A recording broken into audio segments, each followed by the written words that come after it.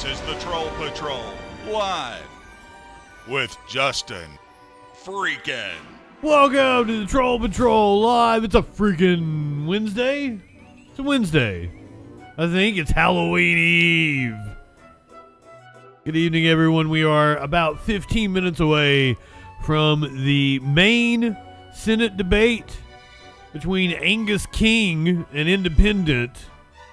I think he's got both a Democrat and Republican challenger. My camera's acting funky. We already got some spookiness and some gremlins going on up in here. This is happening at the same time as the Connecticut Senate debate. So we will watch the Connecticut Senate debate on tape delay.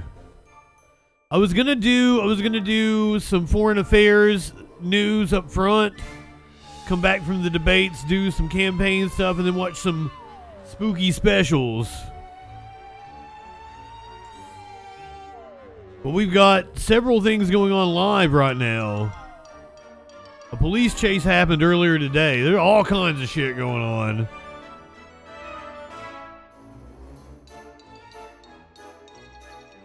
I like the Halloween music. I'm gonna have to get a new camera.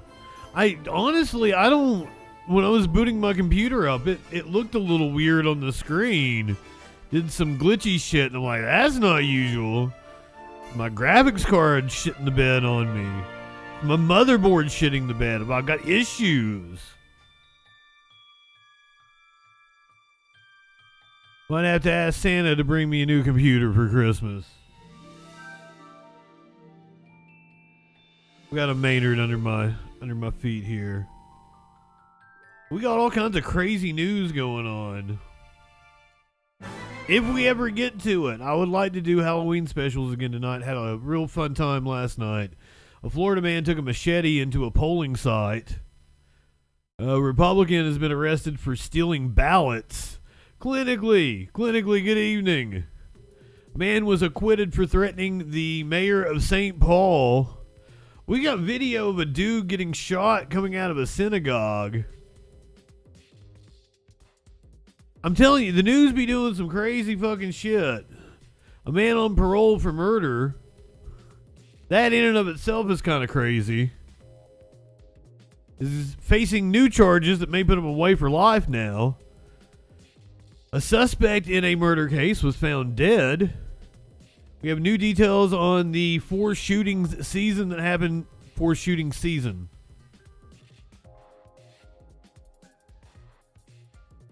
The Four Seasons shooting that happened yesterday in Atlanta. The four shooting seasons. That's just, all year round in America, the four shooting seasons. Got video of an 83-year-old woman being pulled from a burning house. A North Texas man is fighting a ticket that has rarely been handed out. All that and a lot freaking more tonight on the Troll Patrol live. Good evening. Here's your meme of the day. Back in my day, we used to be able to furnish an entire home just on Pepsi points and Marlboro miles.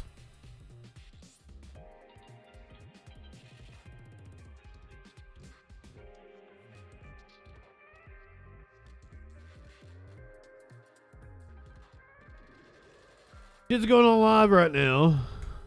What have I got for you? This might be the spookiest thing I could throw at you. Joe Biden.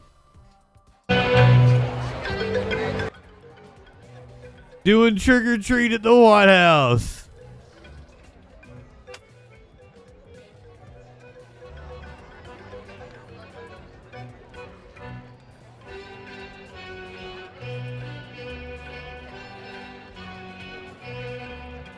Wait a minute, is that a live band? I might be able to I figured he was playing some CD of some shit. There's actually a live band back there. That's fucking cool.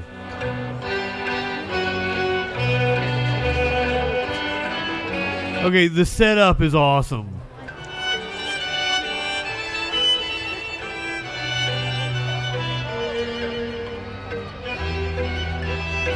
I'm still probably gonna get copyright claimed.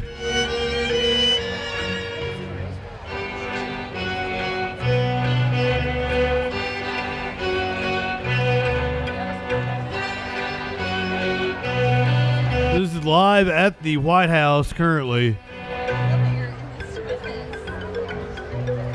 We got Ninja Turtle and the Flash.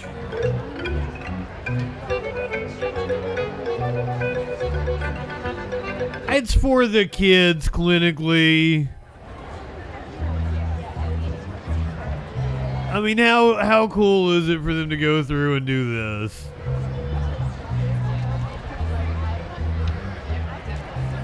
Yeah, fair enough, clinically.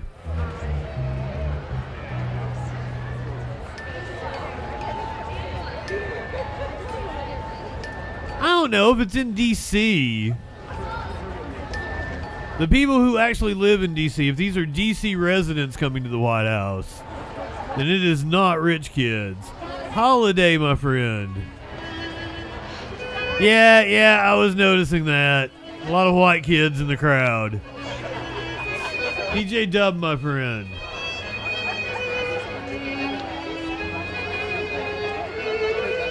We'll get into that. Come on, man. I have not heard the clip. Apparently there is some dispute as to what he actually said. If he says Trump supporters are garbage, I really don't care. That kind of that's Dark Brandon to me. I'm into that shit.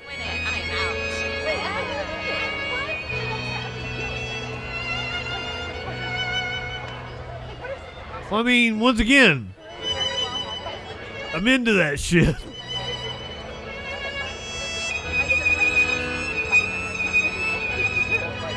So, and that begs the question, like, why not just stand behind it? But now the right wing is running with, like, oh, it's going to cost Harris the election. That's complete bullshit. Speaking of Harris, she's apparently with, like, Mumford and Sons. Mumford and Sons and Gracie Abrams in Wisconsin. We're in Wisconsin right now.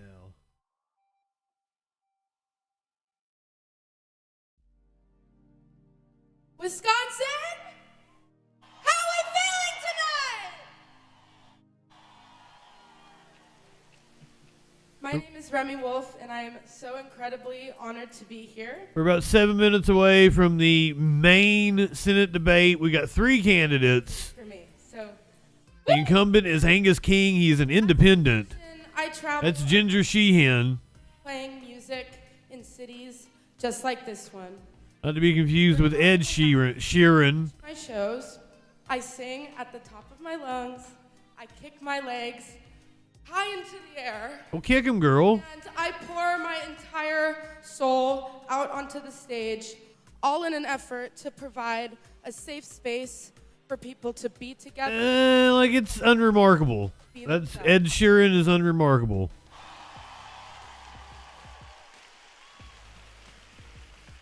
And that's how I think living in America should It's not offensive. It's unremarkable. times. Fair assessment.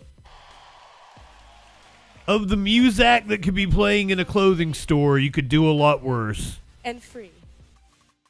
And that is why I'm here today to support our I think that is a fair criticism of Ed Sheeran's music. in her efforts to create this safe space for us again. She understands that the right to make decisions about our own bodies is fundamental. She's committed to tackling. I was ready for her to sing. I was ready for her to sing. Just one step above elevator music. The girl from the Bay Area who loves to laugh and have fun. He's no Gore. Definitely no Gore. Wisconsin, this election is unlike any other, so I urge you It was Necro Bestial Anal Day. early by the 3rd or make a plan for election day. Drop your ballots off and bring your family and friends. Well, we were talking about Necro Bestial Anal Day. Is so crucial in And then wondering how I get something like this going on. country. may contain sexual themes. Get out there and vote like your life and the lives of your loved ones depend on it, because they really, really do. I was gonna do the foreign affairs news I had at the top of the hour, but I really wanted to watch Joe Biden give out some candy. We can also check in with the other side of the campaign. No Trump tonight. Trump must be eepy. With Russia, and yet when This is Vance in Russia invaded a sovereign the town hall with Tulsi Gabbard in Pennsylvania. Russia invaded a sovereign country, and when Joe Biden was president, Russia invaded a sovereign country. Who was the one guy who prevented the Russians from invading a sovereign country? It was Donald J. Trump, and they didn't talk about that.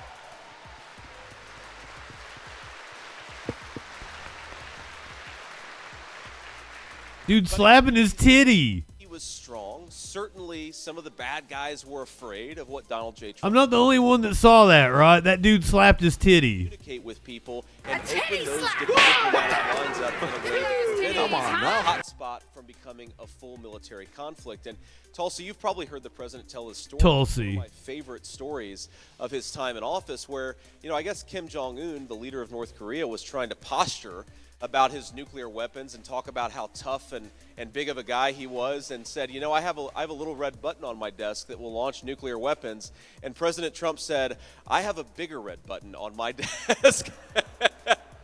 And I actually, this is such a profound change. Yes, Trump is very obsessed with size. President Trump, Tulsi Gabbard. And his red button doesn't need to be that big because he got itty bitty tiny hands. Consensus of the last 30 years. We've got to recognize that the best way to advance America's interests is, yes, to build a strong military, and yes, to be willing to use it when we have to, but also to engage in diplomacy.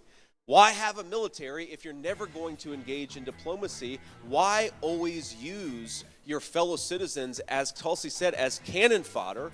Why not instead actually communicate from time to time? You might save the lives of your citizens and prevent a bigger disaster down the road. Yes, there he goes. He's slapping his titty again. That really for me. Oh, he's got a Trump sign in his hand. That's why he doesn't have a hand free. You got to slap a titty. Trump. David, I'm glad you brought up the 13 who were killed at Abbey Gate. I was honored. Oh my God, it is so wild that all the other soldiers that have been killed in combat over the last fucking 8 years must really be insulted. Those are the only ones they ever bring up. We're going to go back to the White House for just a little bit.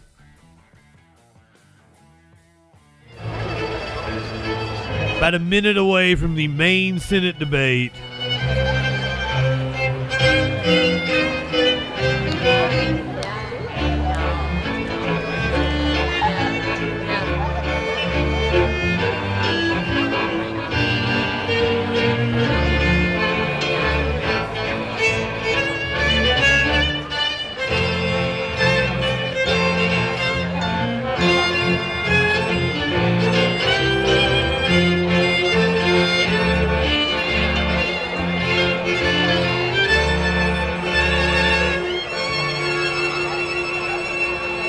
Couple minions, a T-Rex.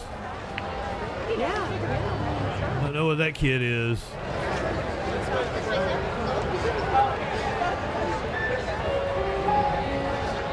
The dude's an eagle, not the bird, the football player.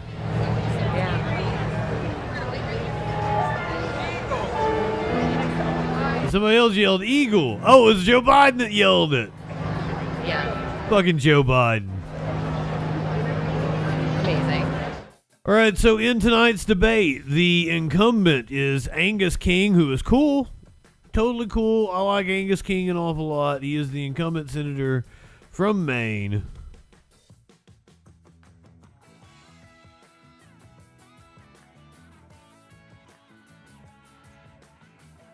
Anal King.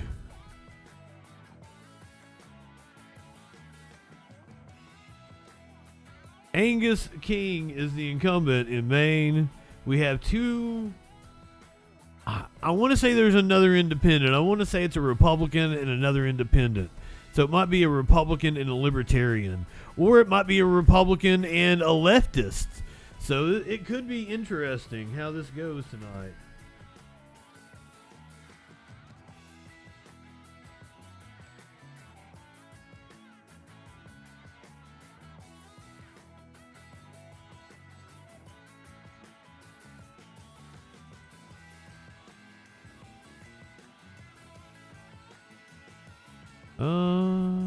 C-SPAN not live yet with it. See if I can find a different source.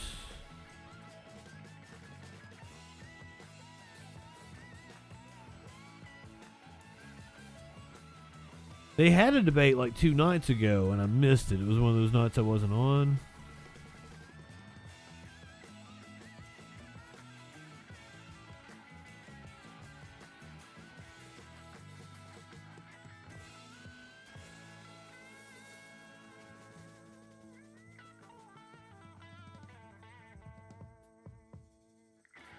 And I swear it's happening tonight. The stock market is at record levels. But oh, this is from the other night. Feeling that in their daily lives. We've brought the inflation level down to under 3%, so that's been calmed. I think the opposite is true. There's another one though. There's one tonight because here's C-SPAN covering it every day. On the issue of not abortion, live yet. Republican candidate and military veteran Demi Kazunas taking a stand against. We might have to take the Connecticut Senate debate since I can't get the Maine. I would have rather watched the Maine one.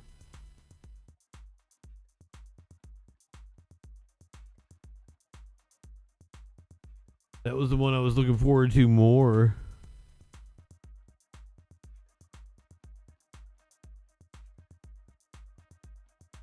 But we'll go ahead and take the Connecticut Senate debate. See an interesting story, but I think you're going to see the Democratic incumbent Chris Murphy candidates has a huge lead. Listen, the economy is much better today than it was when Donald Trump left office. Unemployment is low, factory construction is booming, inflation is much lower. But if you're living paycheck to paycheck in this economy today, things are really tough.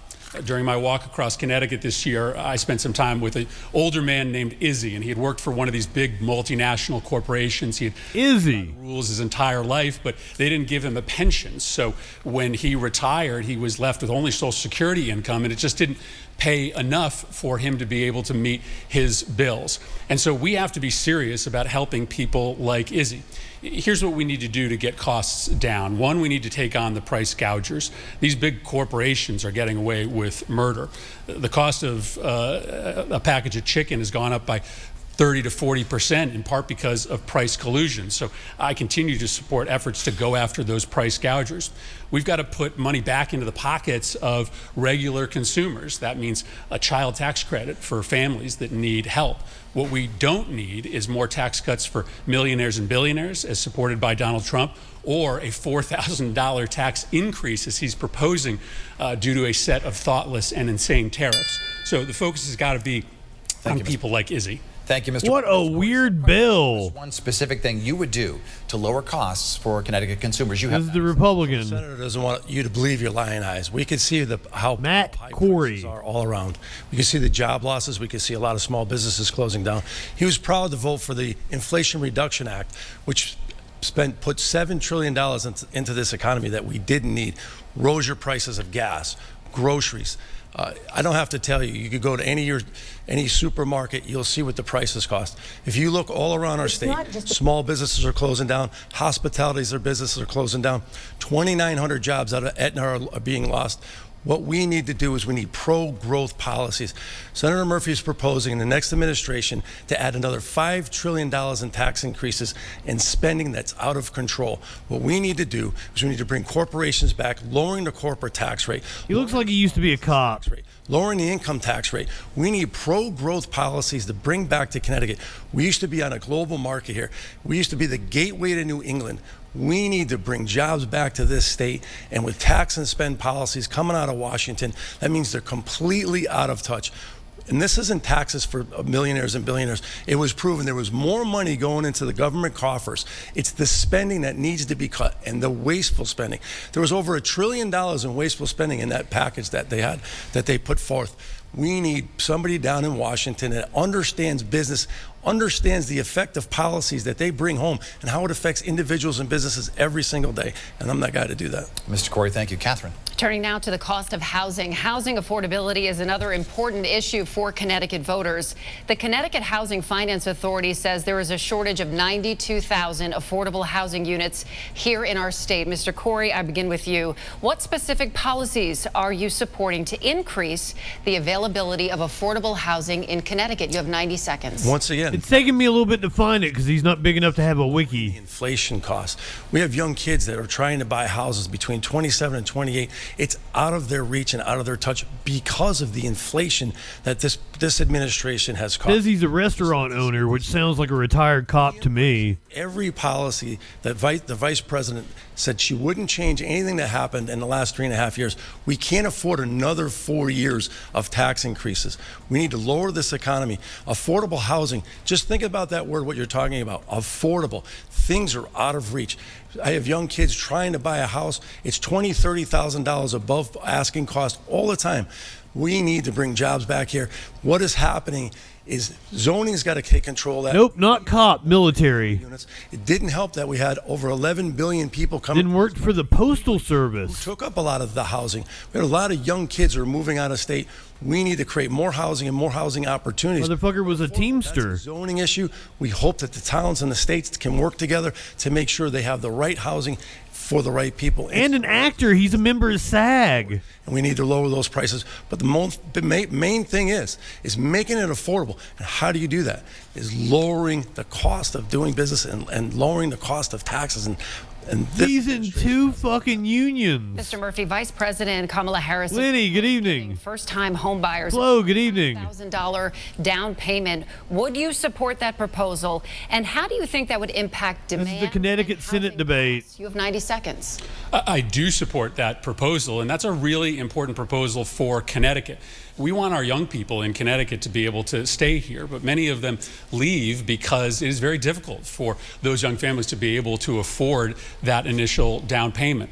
But I frankly agree with Mr. Corey that one of the biggest problems here is that it is far too costly to build housing in this state and in this country. So I do think it's important to be able to bring down the overall cost, the regulatory burden of building new houses.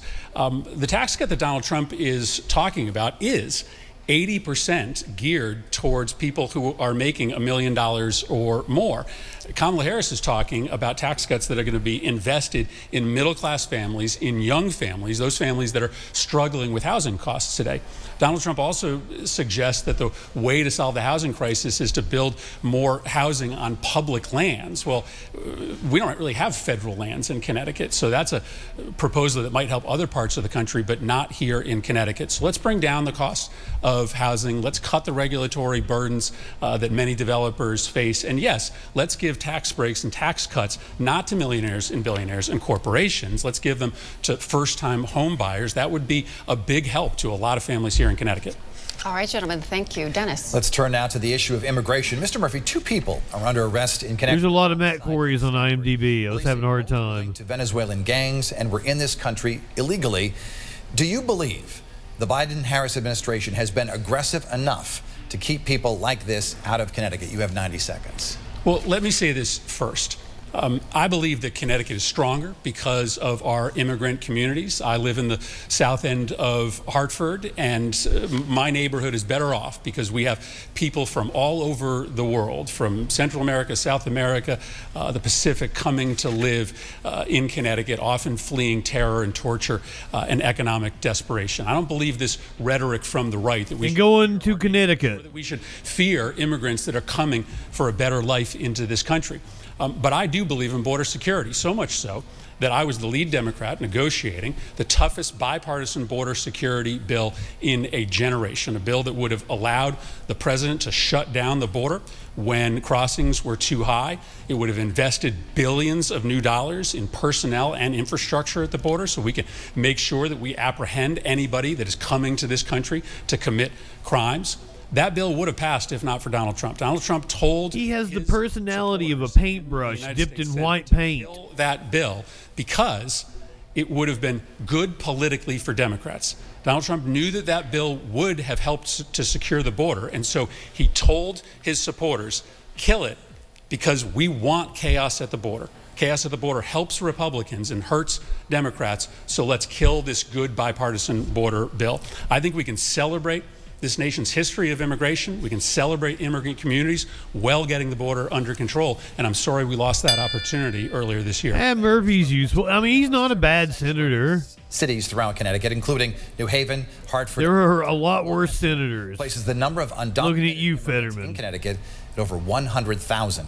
You have called for ending sanctuary cities, essentially revoking federal funds from those cities. Would you take it a step further and support large-scale deportations? You have 90 seconds. Well, look, I want to get back to what Senator Murphy said. Look, we want a diverse community. I live in a diverse community. I've been in the city of Hartford for over 32 years with my businesses. We're not talking about legal immigration. We're talking about illegal immigration. Senator Murphy wants to twist those words. That border bill was not a great bipartisan border bill. It would allow over 5,000 people coming into this country illegally. What else would it allow? Fentanyl to pour across our border. 5,000 isn't a lot. Pour across our border. Senator Murphy wants to tell you that President Trump killed that bill. There was 6 Democratic senators that voted against that. I'm pretty sure President Trump doesn't have much sway over Senator Cory Booker or even Senator Bernie Sanders. So this bill was a... Yeah, but they voted against it because it was draconian. Shithead. Is wrong in this country.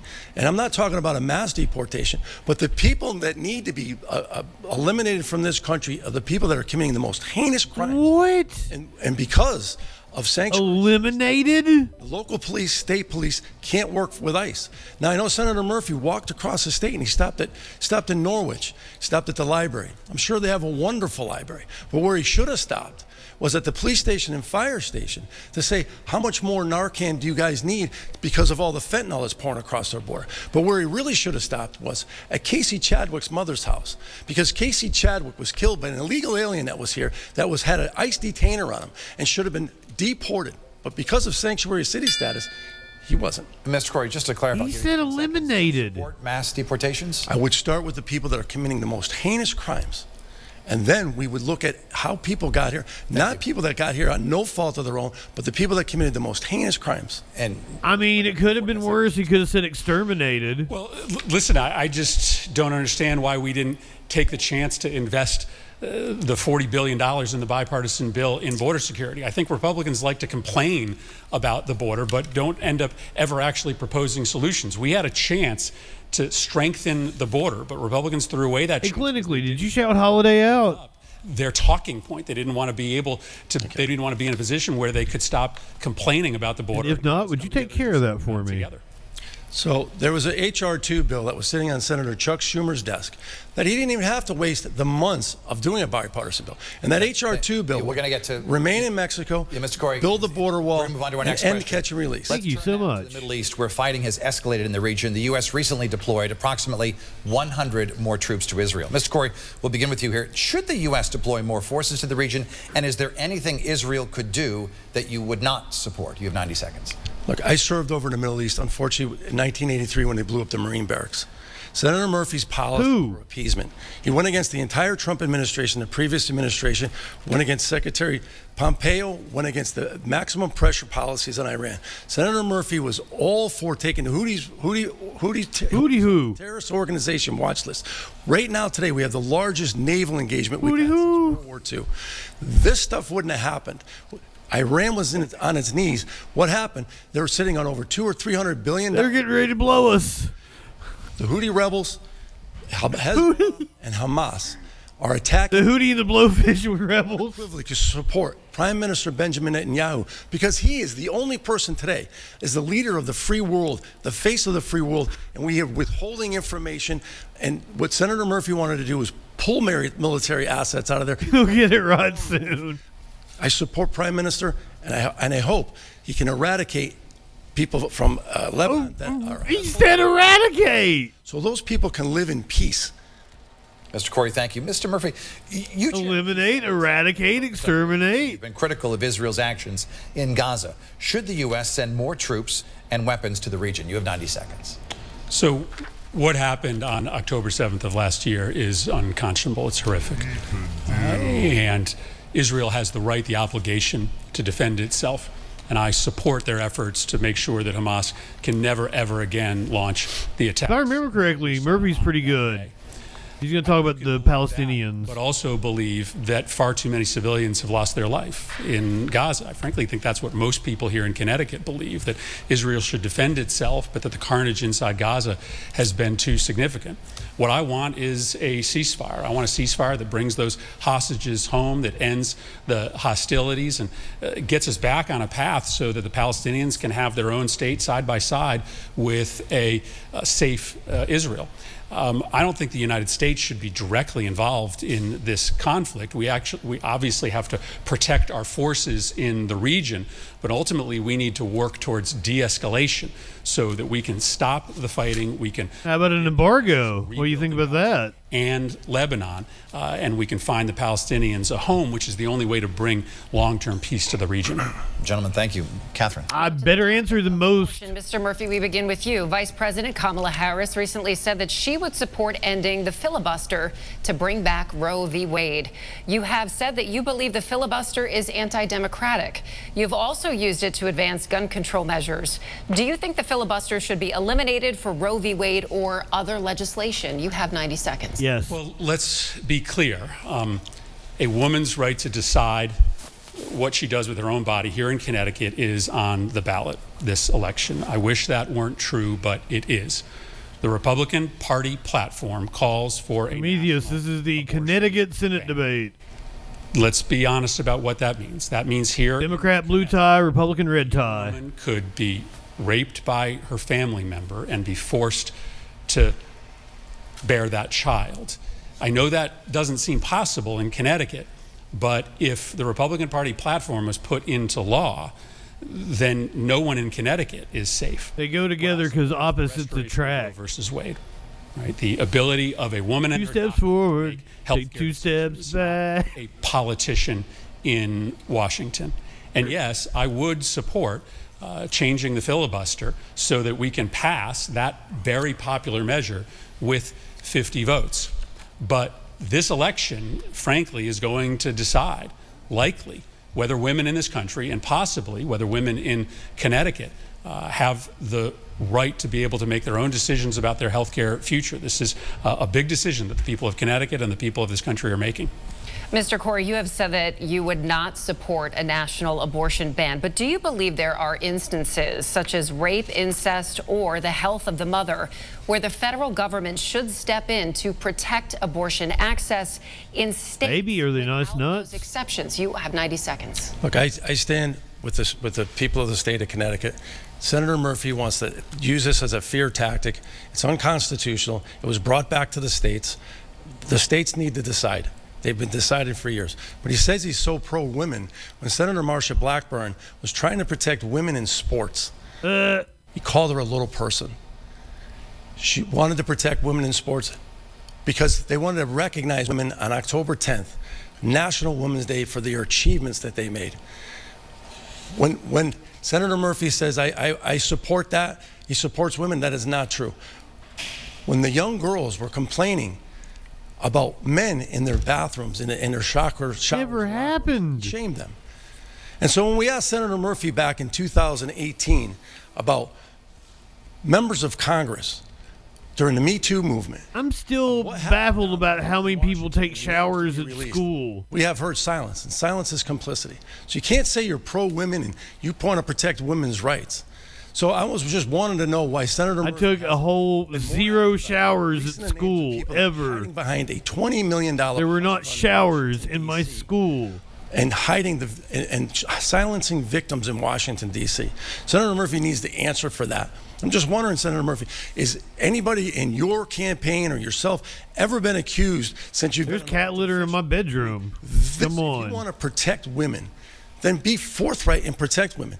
But my stance on that is the states, it's due to the states took control of that. He just wants to fearmonger. Mr. Murphy, you I feel like that's a trope from movies or something. Listen, it is just true that in the Republican Party platform is a call for the law to be changed, for a fetus to be treated as a person. And if that is indeed the law, that means that every abortion in this country would be illegal, regardless of whether you live in Connecticut, a blue state, or you live in Texas, a red state. So it is just absolutely true that this Texas turning blue, baby. in front of the American voters. Calling all red for the win. So I don't think I'm fear-mongering on this topic. I just think I'm reflecting what the actual Republican Party platform is. I want to make sure that Connecticut families and Connecticut... Depends on what kind of movie it was. If it was a horror slasher. Fight for if I'm reelected to the Senate. Mr. Corey, 45 seconds to respond. And they do. The state of Connecticut's law is what it is, and they do.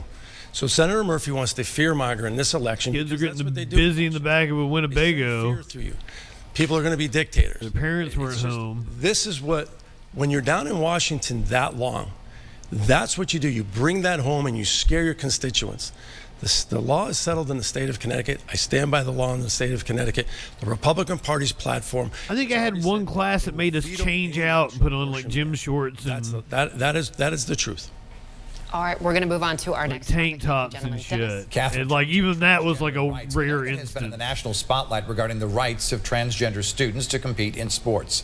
Mr. Corey, you have said, if elected, you would be a senator similar to Tommy Tuberville of Alabama, who introduced a bill which would, quote, ban federal funding for schools that permit a male to participate in a women's sports event. If both Rick Scott and Tim, I'm I sorry, would support that. Ted Cruz lose, you're going to start standing up for women's rights. Why should women suffer? Now, Senator Murphy wants to call us little people and bullies. Are you serious, anonymously? That sounds like you were and you sexually abused. Women are trying to stand up for what they believe in. Why should we wipe out the achievements, the scholarships? Curious, sir. Good evening. Records. Right here in Connecticut, how many records were wiped out? How many scholarships were broken? We have women that don't even want to compete in sports because they have to compete against a male. They don't want to get hurt. They don't want to get injured. Yes, I would stand by that bill. But once Did you measure your dicks as well? Standing up for women.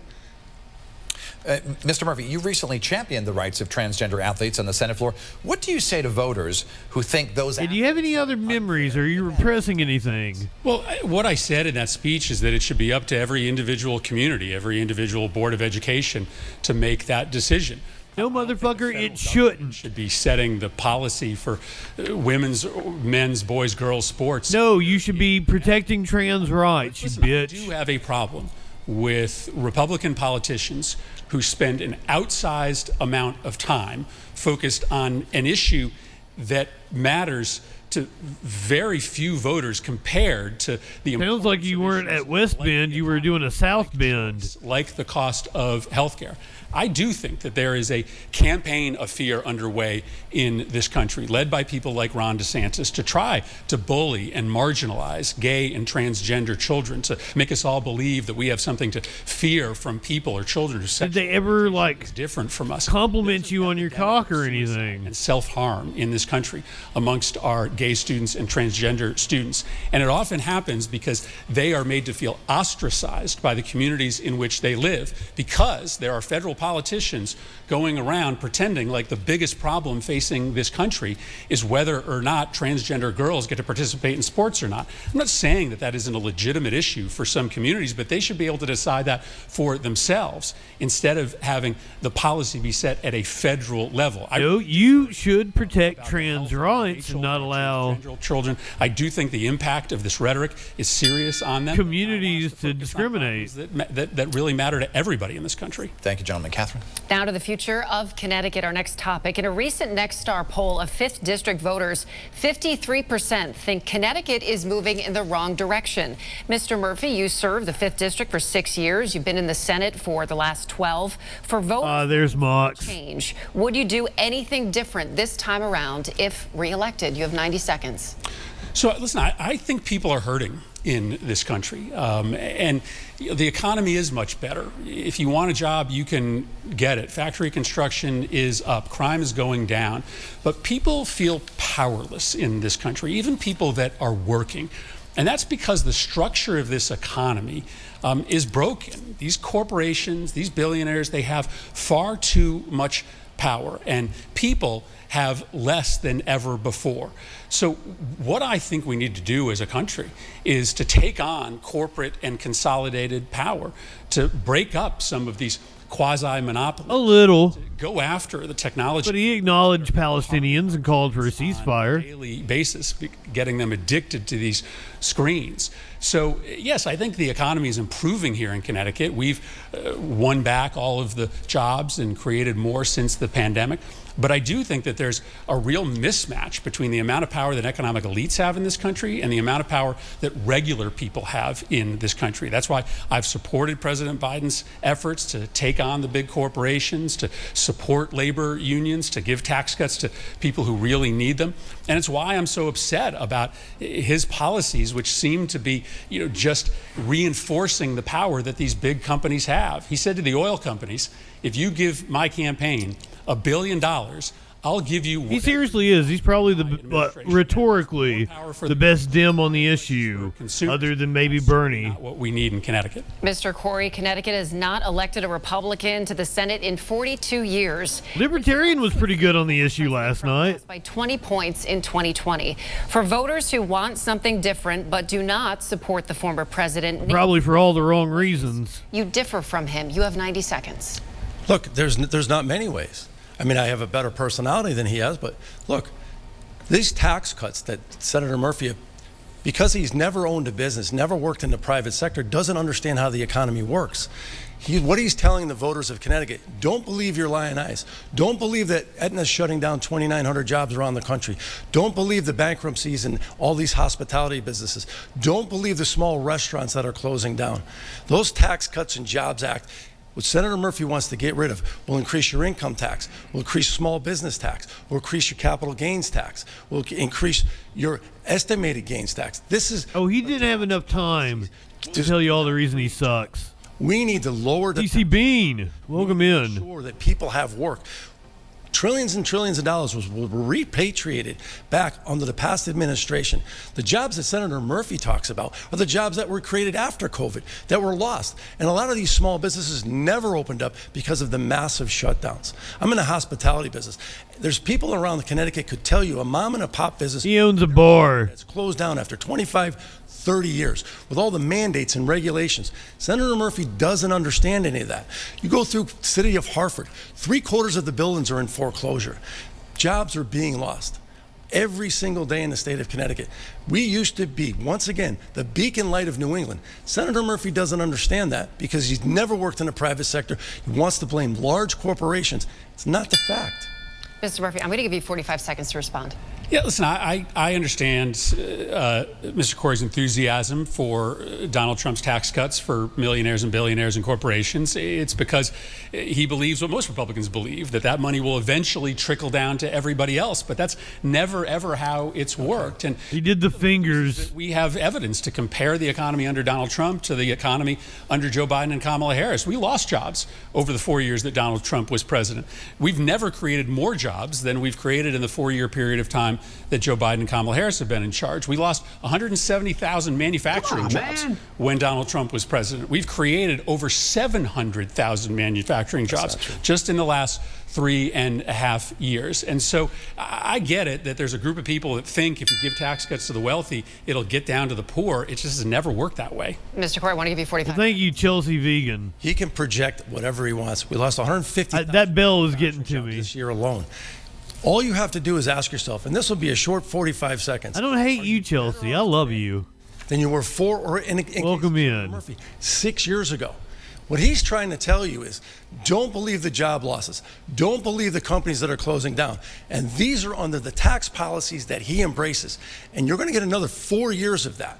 The same thing, more taxes, more spending. At $35 trillion in debt, we spent over $1 trillion in interest rates alone. Just think about that. Just think about that $1 trillion that could have went to all these construction jobs here in Connecticut, good union jobs that could have built our roads, our bridges, our highways. He's not talking about that because he doesn't understand the private sector. We're going to move on to our next topic. DC, we're watching a debate live. That's a little bit too complex of a topic for me to tackle real fast. Mr. Corey, you were at that rally when a comedian called bad, Puerto Rico shitty, a floating island of garbage. Puerto Ricans make up the largest portion of the Hispanic population. Oh, you're cool. You're cool. The campaign has said that comment does not reflect the views of the former president. What is This is the Connecticut Senate debate. Republican in the red tie, Democrat in the blue tie. I agree with the former president. It doesn't reflect us. I wasn't in the rally when that happened. I was standing in line. I didn't have the privilege to be in there. But what's the privilege here is jobs and opportunity. This is what sometimes the media does and sometimes the senator does. It's diffusing from failed policies. Let's look at Puerto Rico in itself. During the 1990s, when President Bill Clinton was in power, they got rid of the corporate tax cuts that they had down there. Now they made the corporate tax rates as just as competitive, I mean, not just the same as here in the United States. And what happened to Puerto Rico in the 90s? Well, Senator Murphy was going through growing pains. I visited San Juan coming back from the Middle East. What? That was a booming place. Everybody was working. Because they cut those, because they went back and didn't keep those corporate tax rates cut, all those manufacturing jobs have left Puerto Rico. All the youth have fled Puerto Rico and came to states like Connecticut. And what was left? What? Corruption in the government, and you had left the elderly people behind. There's no job opportunities, or not as much as there were in the 1980s when I was there. So we are talking about jobs. If you want to talk about distractions, yes, we love our Puerto Rican community. I was a minority in my own company for 32 years. Wonderful people, hardworking people. Those statements from that comedian does not represent Republicans that want to fight for jobs for not only just Puerto Ricans, but for everybody in the state of Connecticut. He was a minority in his own company. On Sunday, President Biden said, quote, "The only garbage I see Explain that. is his supporters." Late today, Vice President Harris said she strongly disagrees with any criticism of people based on who they vote for. More than 700,000 Connecticut residents supported President Trump in 2020. What do you say to them? Welcome. Well, let's just be clear. The media isn't overhyping what Republicans are saying right now. Right? In that rally, one of Trump's supporters called Puerto Rico a floating island of garbage. President Trump hasn't distanced himself from that comment. He hasn't criticized that comment. Why? Because he himself has ran a campaign trying to make us deathly afraid of people who are coming to this country to seek a better life. This narrative that Haitian immigrants are eating pets, his rhetoric that immigrants to this country are vermin, and this is really disgusting. It is hateful. It's not the America that I recognize. What I think of America is a country that is made stronger by our immigrant communities. And I just, really worry that President Trump himself has refused to distance himself from these comments. When I think of America, I think about drone strikes and prisons. Was in reference to the rhetoric, not to the individuals. And listen, fried chicken.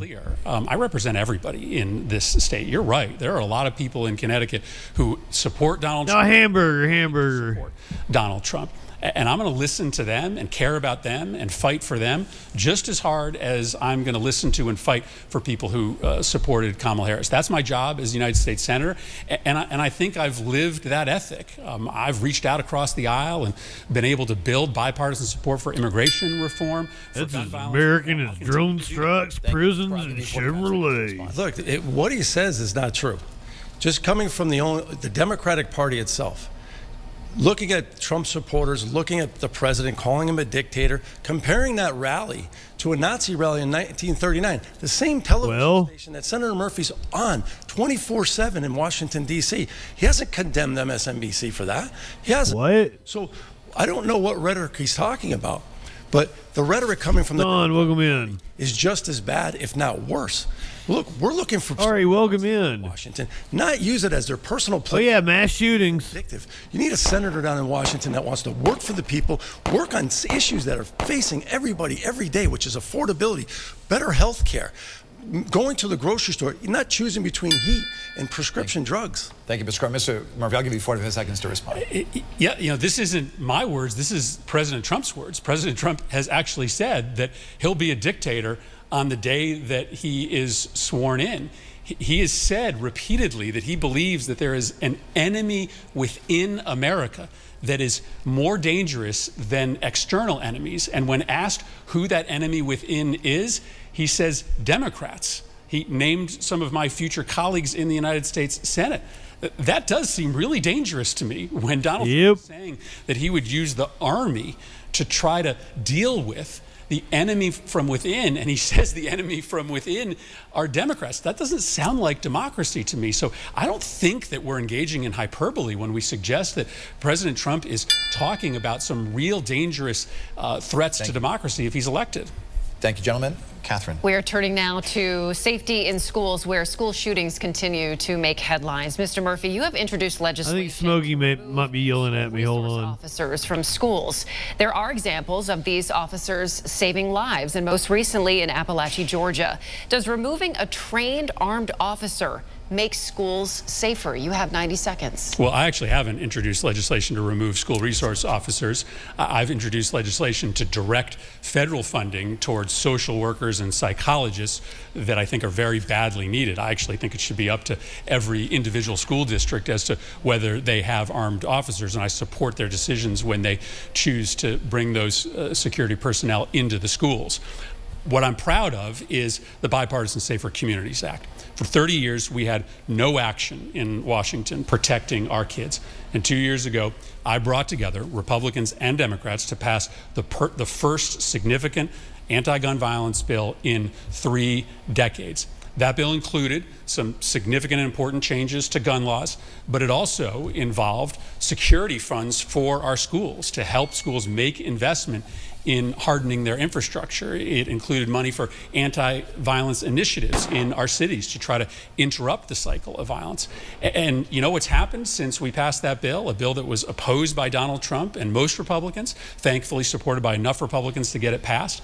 We've seen urban gun violence in this country drop by 20%. And this year, we have had 25% fewer mass shootings. Now, I'm not going to rest until every single kid in this country is safe, until we have no threats to our children when they walk into schools. But I'm deeply proud of the progress that we have made, the way I've been able to bring Republicans and Democrats together around these common sense gun safety initiatives. Mr. Corey, you have called for more school resource officers as a solution to the problem. Do you support going as far as arming teachers? You have 90 seconds. Look, it depends on what district you live in around the country. Arming teachers. If there's trained military people, if they're former police officers, I don't have a problem with that. Look, that's up to the communities itself. Whatever school districts want to make up that mind. But let's make no mistake. Senator Murphy has said publicly he wants to remove school resource officers, despite what he says. Because in the last debate we had in 2018, he said, "I'll leave it up to the districts." Once again, he goes back to Washington. He wants to remove them for whatever reason. I don't know. But this is what happens when you defund the police. You have the top of the ticket who wants to defund ICE. We need to support our law enforcement. And despite what Senator Murphy says, there's gun crime all over the cities. Because of why? There's no opportunities. East Haven police officers were getting shot at. Woodbury police officer got stabbed in the neck. There was just a shooting at a Bridgeport school. Our police officers are being attacked every day because the policies that are coming out of this administration and Senator Murphy, who was he ran before Mox? This administration is soft on crime. Catch and release doesn't work. People are walking back in the streets, and our police are handcuffed. All you have to do is look in New York City. 75% of the arrests are from illegal immigrants. Senator Murphy's going to tell you one thing, but once again, he says, don't believe what you're seeing in the streets. Don't believe what the news is telling you. Let's believe the FBI statistics that are telling me a different story in Washington. Mr. Murphy, I'm going to give you 45 seconds to respond. Yeah, listen. Well, 6 years ago would have been Murphy's seat. Heinous crimes being committed, but it is true that crime is coming down in this country. It is true that there is significantly less urban gun crime. In Hartford this year, we're on pace to have a 50% reduction in gun crime. So I don't know why we'd want to go back. Donald Trump says that he wants to eliminate all the progress we've made on tightening our gun laws on the first day that he's in office. That would be a disaster for us. And I would just encourage Mr. Corey to go talk to teachers in Connecticut, to go talk to students. Ask them if they want guns in our schools, in teachers' desks, on teachers' waistbands. Kids and teachers in this state do not want our teachers armed. Let me be clear about that. Mr. Corey, I never said that. Once again, he's misconstruing what I said. I said certain parts of the country may allow that. This is up to the school districts here in Connecticut. As a matter of fact, I was in a school system just the other day, Senator, and they were very happy the school resource officers are in there. They're very important in our school systems. They prevent child predators on the internet. They keep kids off drugs. And it's a place for kids. No, they don't. When they can't go to a teacher or a parent. Neither of those things are true. We need to support our law enforcement in this state and around the country. And we don't see that coming from this administration when they say they want to defund police. As a matter of fact, Senator Murphy's endorsed by the Working Families Party, who wants to defund the police. If he wasn't so, if he said he didn't want to defund the police, why did he accept that endorsement from the Working Families Party?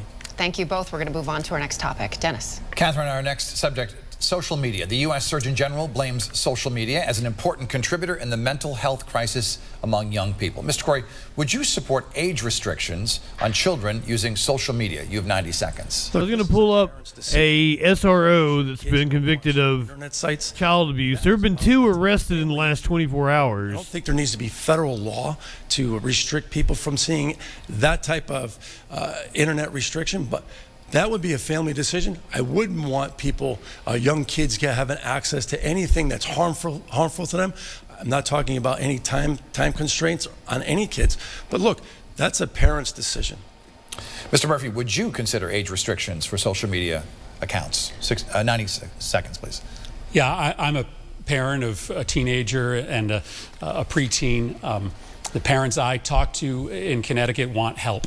I think this algorithm that, perfects content for kids, that ropes them into addiction, I really think it's a poison. Ropes them into addiction, I really think it's a poison. I do. And I think it should be turned off for kids under 18. I don't think we should allow kids under 13 onto social media. And I actually think that parents should be allowed to consent before their children join these social media sites. I think what's happening in this country is really, really dangerous. If you look at the amount of time kids spend with friends, it's half as much today as it was 20 years ago. And so it's not a coincidence that our kids are in increasing mental health crisis today, that suicide rates amongst teenagers are increasing.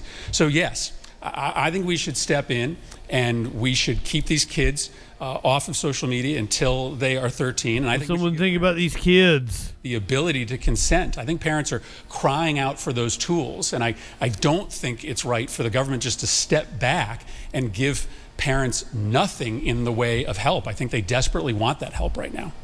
Thank you, gentlemen. We are now, we have just a few short minutes left, so we want to get to a lightning round of questions. Please keep your... Well, he talks about friends like they're not in constant communication with their friends on... I do. I own their devices. Sporting rifles, and I also own hunting rifles. I enjoy that. Mr. Murphy, do you own a gun? And if so, what type? I don't, but I support every law-abiding citizen's right to own a gun, and I'll continue to do that. Mr. Murphy, do you tip on a takeout order? I do. I do tip on most takeout orders. Mr. Corey? I'm in the hospitality business. Of course I do. Mr. Corey, have you used cannabis since it's become legal in Connecticut? Ooh. Not a big fan, no. Okay. Mr. Murphy? I can tell. Have you used cannabis since it's become legal? Similar, not a big fan. Mr. Murphy, name a senator from the opposite party you respect. Todd Young of Indiana, John Cornyn of Texas, James Lankford of Oklahoma. Those are the senators that I've worked with to pass bipartisan gun reform, bipartisan immigration reform. I'm lucky that I have a lot of friends on the Republican side that are willing to work on bipartisan legislation. I'm certainly going to continue that in my second term. Mr. Corey, name a senator from the opposite party you respect. Look, unfortunately, he passed away. He was one of the most bipartisan senators, Senator Joseph Lieberman. Thank you, gentlemen. We want to get to your closing statements now. You each have 30 seconds. Mr. Corey, we begin with you. Look, change begins with a vote. Oh, wow, we're at the end of this already? We see an open border, and we see wars around the world. As a United States Navy veteran, I want to make sure our military men and women don't have to serve in dangerous areas because we want to bring peace. If you want change in Washington, it starts with your vote And you can't have change if you send the same people back to Washington. I'm here. I'm a small business owner. I care about the people that work for me. I care about the. He's going to say he was queer. That's who I want to represent in Washington, D.C., making sure your life is a better place to live. Mr. Corey, Andy, good evening. you have 30 seconds. Well, enjoyed this debate. I think most people know that I spend a week every year walking across the state, and I do that because I want to better understand what I need to be fighting for on their behalf. But I also do it because I love this job, I do, and I want to show people that I don't take it for granted, that I'm willing to do exceptional things to show gratitude to the people of this state who have given me this chance. And so I really have enjoyed this opportunity to talk to the voters of the state, and I ask for their support when they go to the polls this week or on Tuesday of next week. Mr. Murphy, Mr. Corey, we thank you so much for being with us here tonight. That concludes the Connecticut U.S. Senate debate. And we're going to take a quick break, and Tom Dutchick and the Capitol Report crew will have analysis for you. Stay with us. That's wild that it only went 45 minutes. So the main Senate debate is currently going on right now. I'd say it's getting ready to wrap up within the next 15 minutes.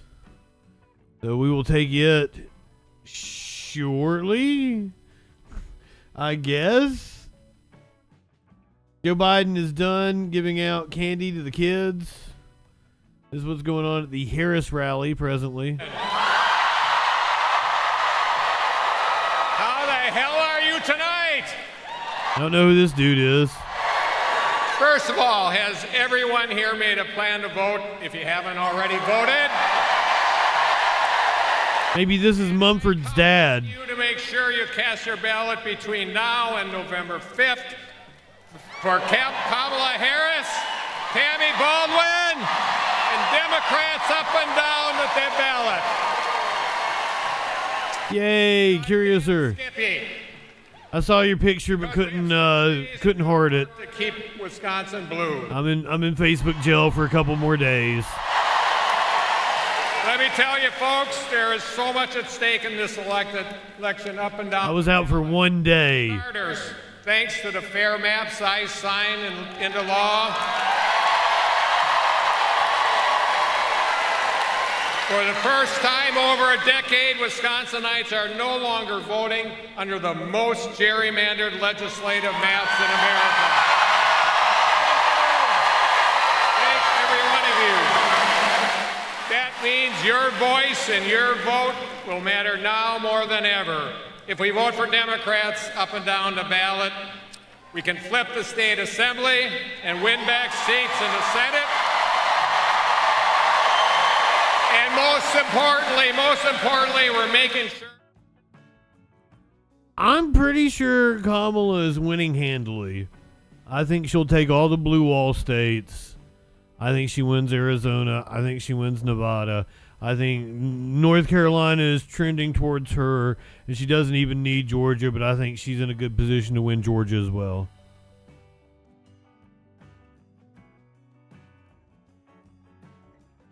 We'll see. I think the polls, just like the last 3 cycles, are completely underestimating Democrats, overestimating Republicans, and there's going to be a lot of mad Trump supporters. A lot of real crying Trump supporters. And I think the Senate is going to remain in Democratic hands. I think Osborne is going to pull out the upset in Nebraska. I think Cruz or Scott, one might very well lose. Drunk on the copium. I feel good about it. I mean, I'm not even a Democrat. And come the fuck on, guys. Let's face it. If Trump was to win, that would be better for me. Just throwing that out there. I mean, it would be better for me as a content creator up until, I get thrown in the gulag or whatever. But seriously, covering Trump would be better for the Troll Patrol, but I didn't like it the 1 year that I did it. So I'd rather not do it again. I only covered 1 year of it. Troll Patrol started in 2020. Apparently, C-SPAN picked up the debate. Smokey, you're killing me, buddy. Apparently, C-SPAN picked up the debate a little ways into it. So we're covering the main Senate debate now. This is going to be Angus King is the incumbent. He is an independent. There are two others. One is a Republican. I think the other one is an independent. So I'll try to inform you as we go along. This is the main Senate debate. Of power changes. Oh, no, that's live. The other thing, take it. We'll go back to the beginning. Reform agenda at CostelloForSenate.com, because there are a lot of other reforms we need to undertake to really make our government more accountable and democratic. Jason Cherry. I would not. We got 4. Get rid of the Electoral College unless there was some sort of backup that protected small and medium-sized states. So I was a former legal instructor. I read James Madison's notes. I taught the new agents constitutional criminal law. The Electoral College was meant to balance the powers between small and medium states and other populations. And until that balance of power changes, I agree with Demi and I respectfully disagree with David and Senator King, because we need that as Mainers. That is our little bit of power that we have inherited from this Constitution. So I would not. We have time for one more topic. I'm going to have to ask you to keep your answers very succinct, about 30 seconds. Should there be term limits for U.S. Supreme Court justices? Demi Kazunas.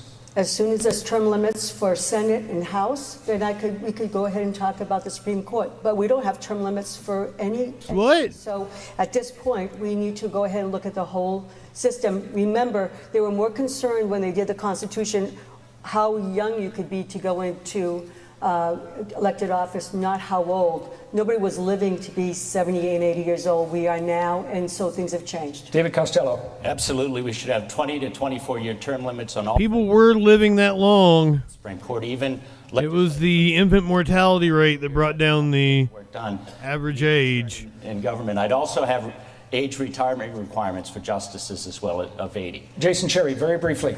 Across the board, all three branches, 75 years old, we need a meritocracy and we need term limits. However, the way the committees are built, you want to keep your candidate alive as long as possible. We need to change that as well, seniority on committees. Angus King. I think the difference between the legislative branch and the presidency and the courts is the courts are unelected. They're appointed.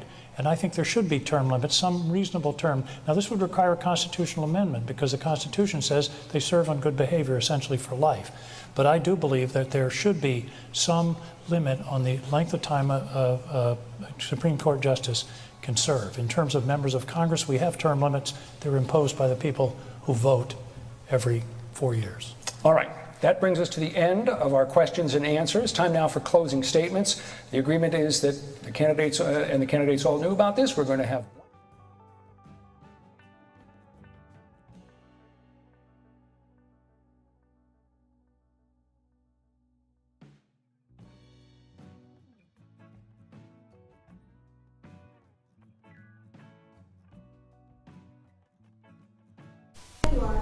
Good evening. I'm Patrick Woodcock, President and CEO of the Maine State Chamber of Commerce. The Maine State Chamber of Commerce represents thousands of employers of all sizes and sectors across Maine. We are focused on improving our state's competitiveness and fostering a business climate that creates greater economic opportunity in Maine. We are pleased to present tonight's U.S. Senate debate in partnership. I figured it out. C-SPAN was a little odd. Candidates who are participating this evening. We look forward to a constructive and substantive discussion tonight. Maine businesses and voters deserve to hear the candidates' priorities. He's from Maine. Issues and policies. He looks like he's from Maine. And our nation. Thank you for engaging by watching tonight's debate. We encourage you to get to know the issues. He auditioned to be Cousin Eddie in this election the Vacation movies.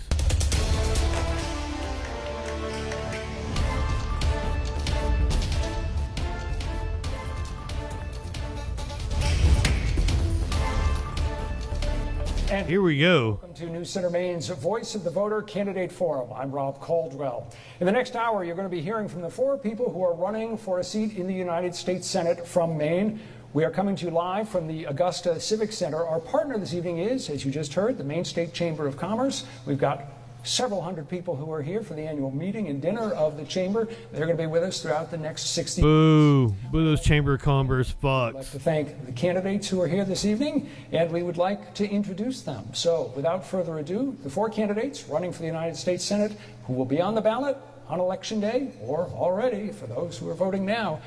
The independent incumbent, Angus King. Republican, Demi Kouzounis. Democrat, David Costello. And independent, Jason Cherry. We're going to spend, as we said, the next hour talking about the issues. Our aim tonight is So a Democrat, a Republican, and an independent candidates stand running against the independent incumbent. with an emphasis on specific answers and with a minimum of canned talking points and filibustering. So with that, we're going to begin with our first question, which will go to Senator Angus King. All of the surveys that we've seen, Senator, show that the #1 issue on the minds of voters in Maine is the cost of living. People are struggling financially. Obviously, inflation took a serious toll. To some extent, that horse has left the barn and been brought back. Inflation is a lot lower than it was, but people continue to have trouble making ends meet. My question, what specifically can the federal government do to help people who are struggling with the high cost of living? Well, I think the first thing to observe, Rob, is we see the figures that King's pretty good.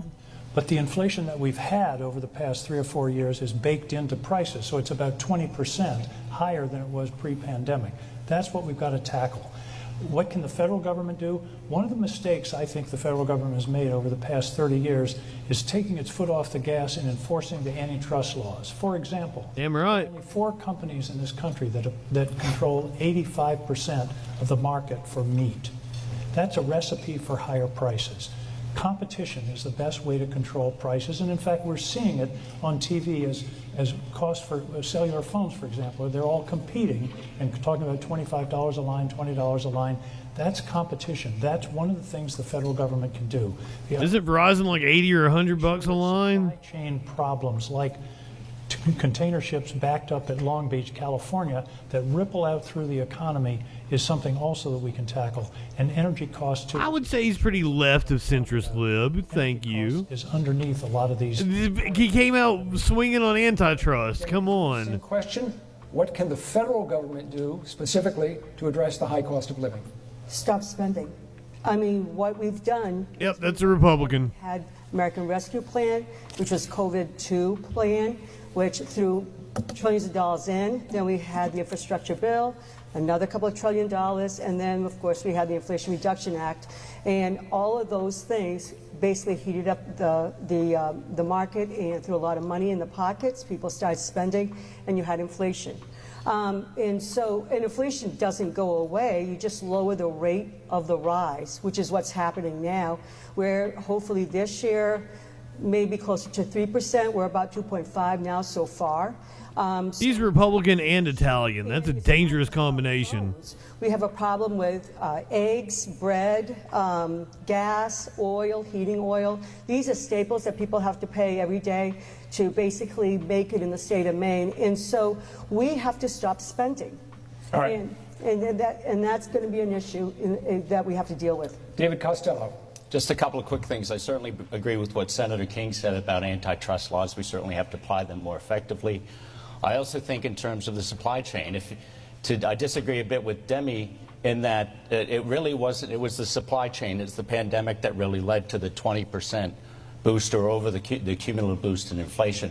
And I think what the federal government can do and needs to focus on is what kind of relief do you provide? Do you have a nice cock? I might blow you. It's done its work. The rate of inflation is down below 3%. Now we need to make sure that those families struggling have enough assistance, whether that's through child care tax credits. I think we need to expand those. We need to look at the earned income tax credit, provide more resources there. Certainly as it relates to energy costs, whether it's electricity or home heating oil, we need to do more with regard to LIHEAP, the low-income energy assistance programs.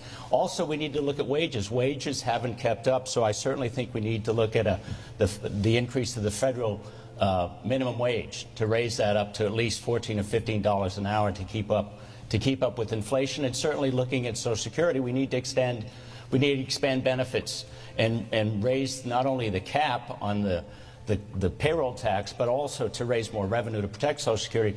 But also we need to take a look at the COLA. All right, I want to jump in because I want to keep things moving along. Jason Cherry, same question. The man wants a COLA. I think a lot of news is out there about dynamic pricing, and that happens in a closed market. And so David and Senator King and myself are looking at more competition for living costs. And for here in Maine, specifically, what can be done is we need to take advantage of what our location is at. This guy libertarian? In the Northeast, we're isolated. Transportation costs here are very expensive. I used to live in D.C., and the food's more expensive here going out than D.C. at a certain point. So that means that stronger ties with international trade. I have a background in international trade and business. We need to work more with our Canadian partners to make sure that we have more competitive goods. We need more competitive fuel oil here. It's very costly. It's about $1,000 sometimes for some families, and I don't know how they can make it. So between that, I want to let that be the last point because we do want to move on. One of the ways in which the government is constrained in dealing with problems is that the government is already spending so much money. It takes in about 75 cents for every dollar it spends. The result, an enormous budget deficit, about $1.7 trillion this year, something like that. You said a moment ago, Demi Kazunas, that we need to stop spending. So let me ask, in dealing with the budget deficit, there are basically two options: increasing taxes or reining in spending. Which would you do, and give me specifics? Well, first of all, 1.7 trillion is what we're paying on the interest on the deficit. The deficit is close to $36 trillion. GDP. Well, that's the debt. The debt is $36 trillion. The deficit is about $1.7 trillion. Okay. You don't even know what you're talking about. I'm going to tell you that if we took all the people in all the United States and put them all together, we don't have $36 trillion. And so we have a problem where all the taxing in the world... I got news for you, ma'am. We have an issue here. That's about the size of our money supply. That's what debt is. Spending. And then we have to also be able to find ways, which personally... It literally is. Manufacturing back in the state, increased workforce. About the amount of money that you would get if you got everybody together, give or take. Now we're a consumer society, and that is causing havoc for our deficit. Let me come back to spending. Are there places where you specifically would cut, and if so, what are those programs? Well, there's nothing to cut. We shouldn't be spending any more money. We shouldn't put new bills out there and continue spending and putting money out there. We're already spending too much. Our GDP is not equal to the $36 trillion that we have in the hole at this point. So we need to just take a look at things, be more strategic. The two things that are more expensive right now we're paying for is Social Security and Medicare. We are now spending more than we are on the deficit than we are. Ponder Monkey gonna get to that 36 trillion. So we've got problems, and we need to really take a look at this. Otherwise, our children. Like that episode of South Park where Butters goes out and mines coal. Costello, same Got to come up with $30 million or $10 million or whatever it is. Plus was during the Clinton years, and so what happened after that? We had a couple of massive tax cuts during George W. Bush's administration and certainly during Mr. Trump's administration. We need to roll back most of those taxes, quite frankly. If we do that, we'll start to raise the revenue. The wealthy in this country have had a tremendous ride, quite frankly, as it relates to taxes, and also the economy for them is very good right now. And actually, I've done all right because I started investing in the market in 1991, but most Americans haven't. So what we need to do, again, we need to be smarter with the budget. We need to be smarter with spending. Okay, but what are the specifics? Again, where would I would tax spending, or where would you raise taxes? Where I would raise taxes, I certainly think we need to make the tax, so as it relates to the corporate tax, go from 21 back up to 28. Also, we need to go back to 40%, 39 to 40% for those higher income levels for more progressive income tax. I certainly believe we should do a wealth tax above those who make more than $1 million a year. So there are a number of other taxes we could do in terms of Social Security. I talked about the payroll tax. At least those, again, eliminate the cap altogether. Right now it's $168,000. So those are examples of taxes that were revenue that we could raise and raise a significant amount if we make those changes. All right, Jason Cherry, same question. Well, I agree with me. I was a assistant section chief for 430 employees and a budget of over $100 million. So I saw plenty of expenditures that were way beyond what a normal business would spend. So part of the problem is I think the federal government's drunk off of tax money. And the first thing for an AA is to admit you've got a problem. So we can raise as much money as possible, but we're still going to misspend it. So where do we get it? I pay 34% tax bracket, the highest you can. Maybe that's me, but I have no shenanigans, and maybe I'm just dumb to be so. But when you have someone like Jeff Bezos or someone else that are declaring $80,000 in tax and income, and they pay less income tax than me, that is an outrage to the upper middle class and the middle class. We're looking at an elitist that have gone from 8% of the GDP in the 1980s to 30% by some. All right, I want to jump in, and that same question we finish with Senator Angus King. I had lunch 4 or 5 years ago with one of the budget officials, a nonpartisan budget official. He said, you know, Senator, if we collected all the taxes that people are cheating on, it would cut the deficit in half. So damn right. The first step is to go after people who are cheating, the millionaires and billionaires. This isn't tax avoidance. This is downright cheating, not even filing. We started to do that under the Inflation Reduction Act. Already several $1 billion has been collected under that program. So that's number one. Number two, corporations, there are billion-dollar corporations that are paying no taxes because of a series of deductions. Some get subsidies. In the Inflation Reduction Act, we passed a law that says an alternative minimum tax for corporations making more than $1 billion in profits. So that's one place to go for revenues. The other thing, what's really driving the federal deficit isn't the Agriculture Department or the Interior Department or the National Parks or even the Defense Department. What's driving it is healthcare costs. And that's where I think we really need to talk again about refocusing Medicare on prevention rather than simply treating. Instead Medicare for all. Dollars for a broken hip. How about giving people grab bars for their showers so that we can avoid that broken hip and that $50,000 expenditure? All right, something that was mentioned earlier that because that would be intelligent. Although it is a separate program, is Social Security. As we all know, there are tens of thousands of people in Maine who rely heavily on Social It's the United States. We can't do anything intelligently. Nothing is done. In a decade, it will not be able to meet its obligations, and there will be a spending or a cut in Social Security of 18 to 20%, something like that, if nothing is done. So the options are raising revenues for Social Security, cutting benefits, or raising the retirement age. David Costello, how would you address the Social Security problem? And give me specifics, please. Well, we need to raise more revenue. As I said earlier previously, that the easiest thing to do is to eliminate the payroll tax cap. It's set at $168,000 now, so everyone who earns more than that is taxed in its entirety. So lower income earners are taxed higher than higher income earners. If we eliminate that cap, then we'll raise significant revenue. I also believe that we should also conceivably establish a sovereign wealth fund, where we take supplemental money, not money that's dedicated to Social Security, but money that goes into general revenues. We establish a sovereign wealth fund like the pension programs in many state governments, and put much of that money into equities as well as the market, the bond market. This has been an incredibly substantive debate. Jason Cherry, how would you deal with the Social Security crisis? I also would look at raising the payroll taxes from 168, but also offering a privatized opportunities for Social Security as well. I know that Senator King had worked with Senator Cassidy on a privatization. I think the problem is that, after the bank crisis, people don't trust financial centers because, they're not held accountable. I was personally had to investigate a lot of that mortgage crisis, and we need to have that privatization. The annuities market, the above inflation rate is actually attainable for many people to put their money into for Social Security. We just need to make sure that those people... I'm assuming this dude is some sort of libertarian. Go to jail. Moving on, Senator King. He's an independent. Social Security issue. Well, the woman's a Republican. Is that you're right. There's a serious problem that's coming right at us. It's coming down the track in 9 years. We're talking about mandatory cuts. It's coming right for us. Be allowed to happen.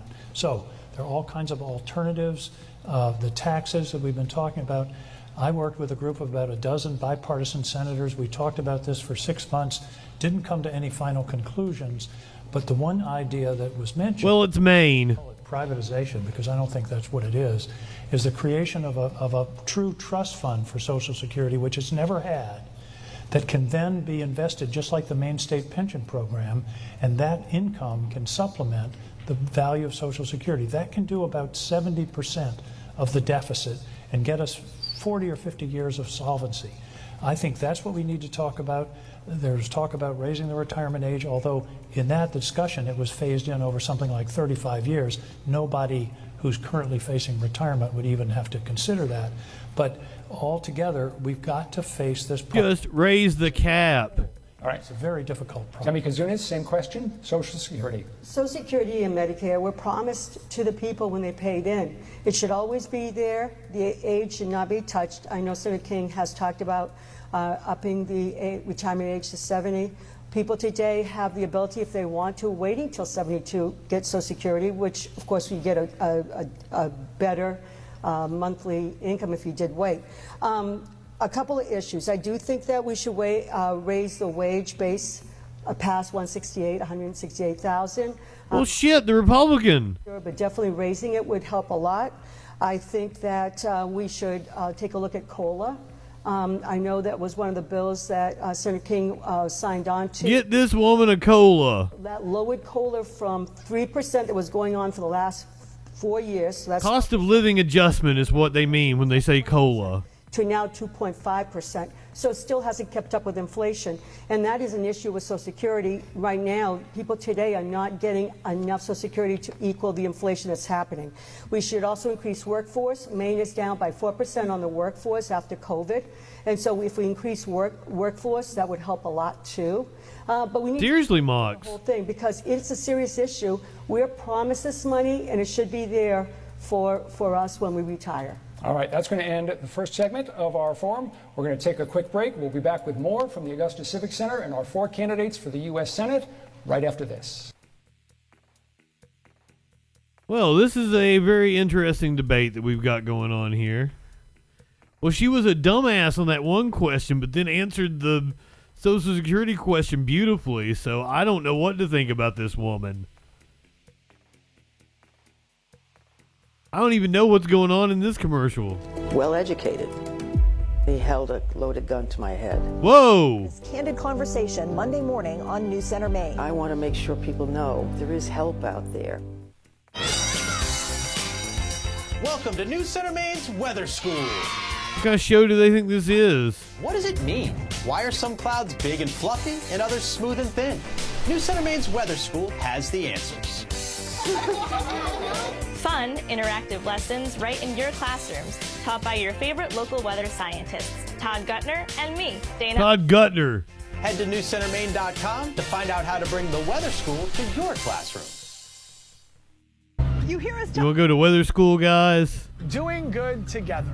It's who we are, how we approach our work, our stories, our communities. Doing good means keeping you connected to the things that matter to you. It means we're here with you through it all. Doing good together, helping our neighbors in need. Oh my God, guys, it's the real Ned Schnibley. Together for the Welcome in, Ned Schnibley. Glad to have you here, my friend. October 25th. This is the Maine Senate debate that changed the course of Maine's history. This actually happened about an hour ago, or ended just about 15 minutes ago. The worst part, he had. We watched the Connecticut Senate debate first. Best course of action to get Mr. Carr the help he needed. Oh yeah, that's right. We're not live. I can skip ahead on this shit. What the fuck? Candidate forum we have with us this evening, live from Augusta, the 4 My dumb ass over here. State Senate in Maine, and we're going to resume our questions. This time we're going to begin with Independent Jason Cherry. One of the problems that has come about in Maine in recent years is one that most people... Jason Cherry, wasn't that Robert Forrester's character on Jackie Brown? God damn it, C-SPAN. Know how acute the problem is in many parts of the state. What, if anything, can the federal government do to address the shortage of workers that is really hurting so many employers? Well, oh, Max Cherry. a law firm. Bill Bondsman Handles labor issues, and it is across the board, across the nation, the labor shortage. I don't know what Ponder Monkey was going for. Concerns about immigration. So if you talk about labor shortage, you talk about immigration. Immigration. Was it RIPS? We have highly skilled technical people that are here willing to contribute to. Because if you redeem RIPS, I got to walk outside. Of controlled immigration, where the federal government actually plans out the infrastructure. So many police, so many hospitals, so many schools, so much infrastructure before we start I mean, you requested it.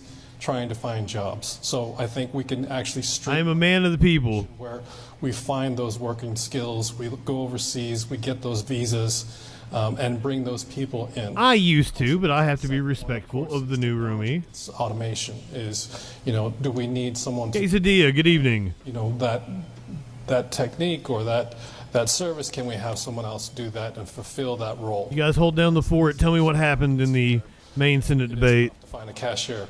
But for both of those, our economy will grow with the help of immigration, but it will be a more logical pattern for immigration and not what we have now. All right, I want to move on and let Senator Angus King answer the same question. Well, the first thing is that this is absolutely a valid question, because every business that comes to my office talks about workforce shortage, whether it's truck drivers, school teachers, nurses, you name it. We're short everywhere. One way to deal with this is upskilling and training. I think one of the best things that happened in Maine in recent years is free community college that opens up training and skill building for thousands of people in Maine. Mr. Cherry is right. Immigration is another source. Senator Collins and I, right now, you can come into Maine or you can come into the United States. You have a claim for asylum, but you can't do anything. You can't work for 6 months. So we've got skilled people who are literally sitting there, unable to work. They then have to go on public welfare. Susan and I's bill would reduce that to 30 days so that we've got a ready, willing, and able workforce. I was in Becky's Diner last week on the waterfront in Portland, and Becky told me how fabulous the workers she's getting from the work that she's getting from the new Mainers who have come in to keep that restaurant afloat. And we're not talking about costing Americans jobs. We're talking about preserving Americans' jobs, because without those additional workers, the whole restaurant has to go to 3 or 4 days a week. Demi Kazunis. I know it firsthand. My parents were illegal immigrants that came here to the United States. My dad only had an eighth grade education, and we struggled with wage. So we understand that. The problem we have today, though, is a workforce shortage of healthcare providers.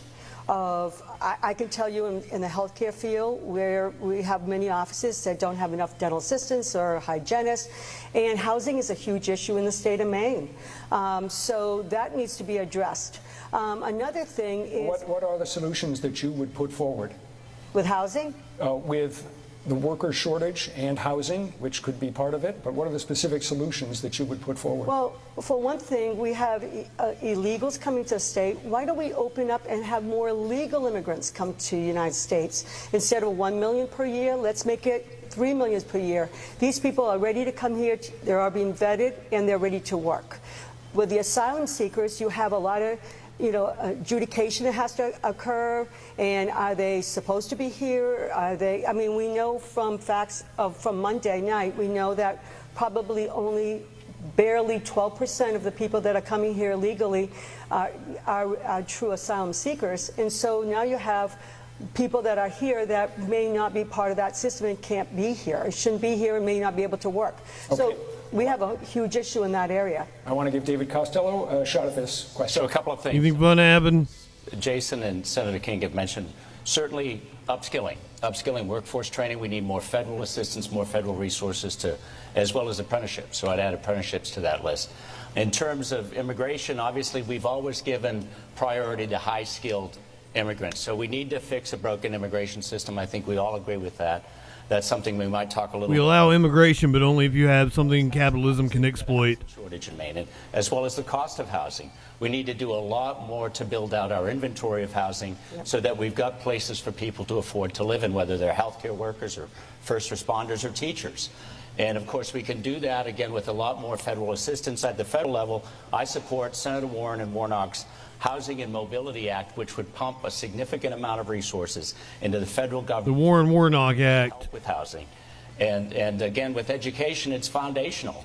And if we've got good schools, which we've got among the best in the nation, we can always improve by providing more resources for our local jurisdictions and our local school districts. There seems to be some agreement that clearly one way to address this problem is by repairing what pretty much everyone agrees is a broken immigration system.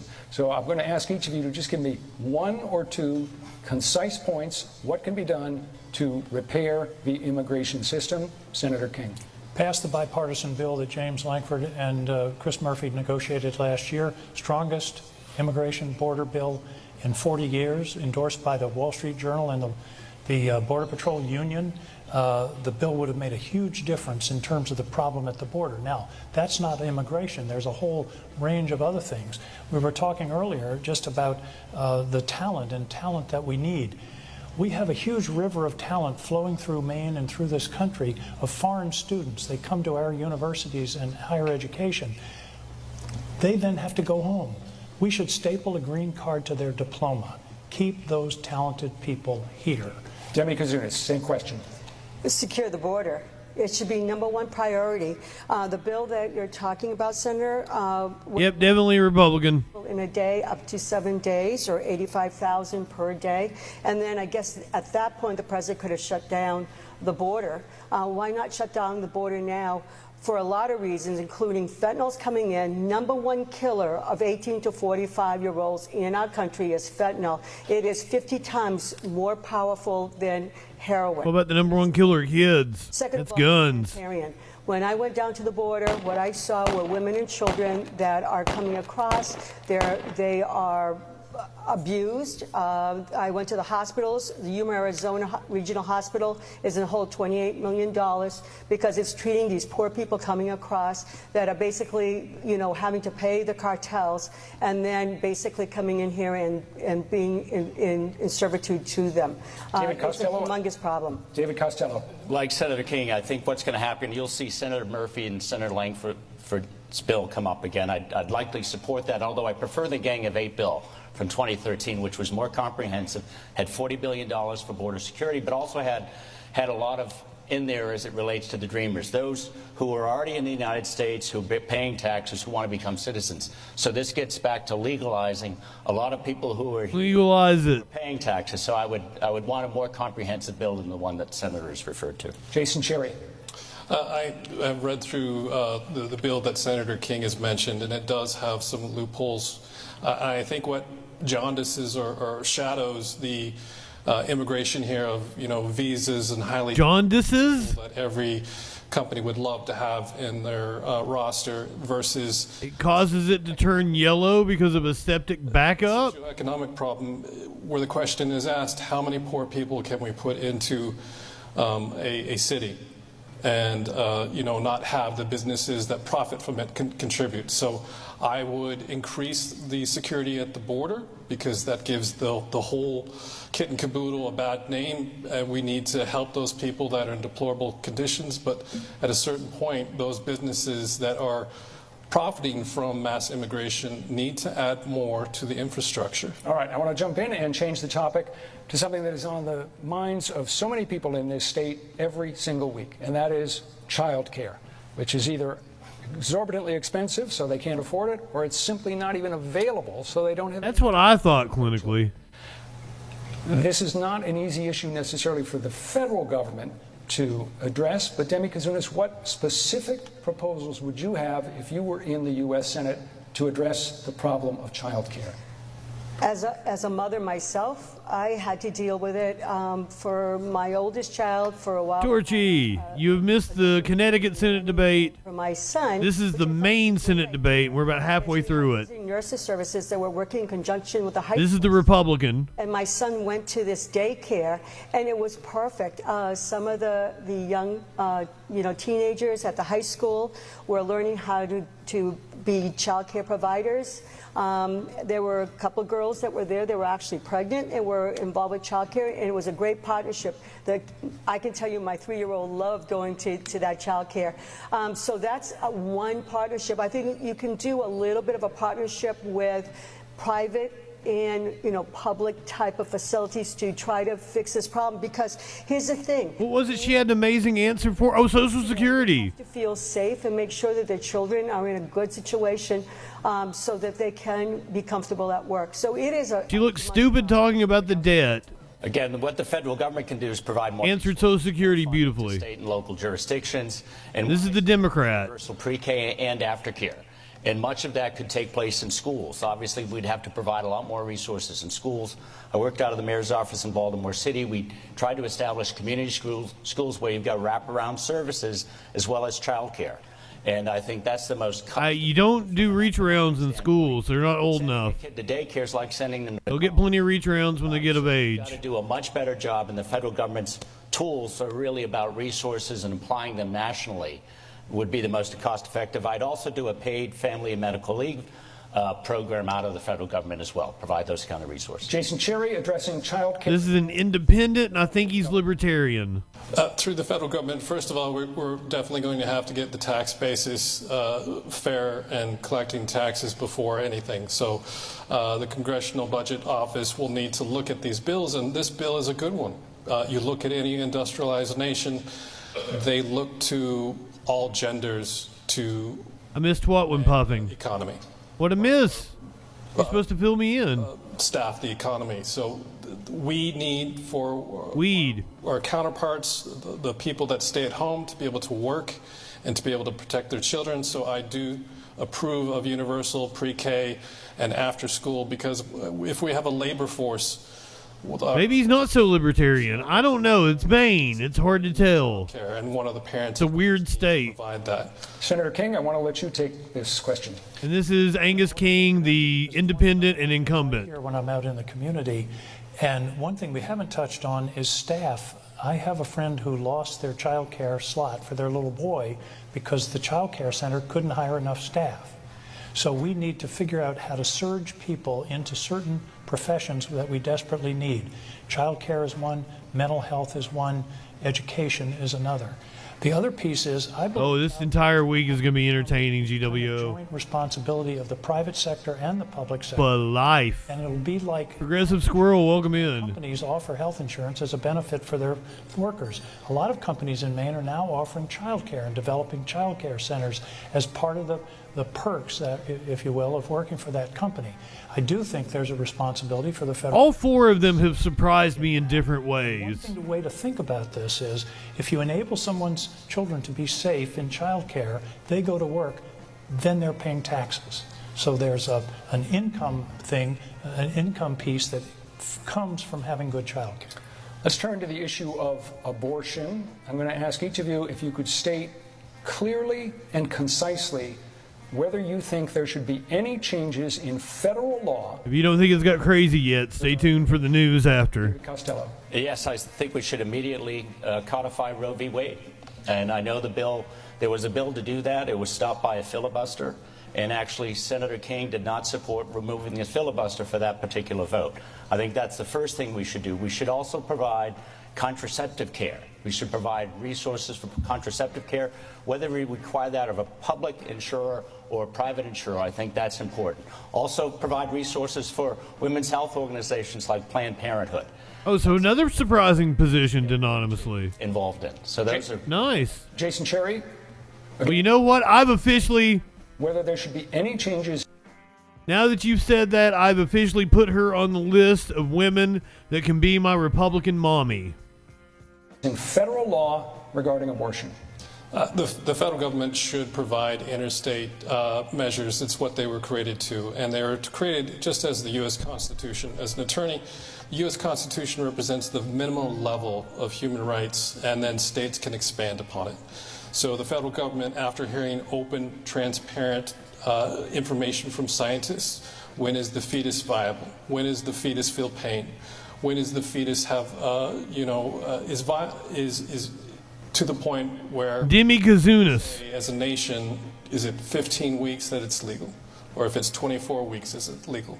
So the federal government sets the mandatory and allows states and individual... Demi Kazunas, will you be my Republican mommy?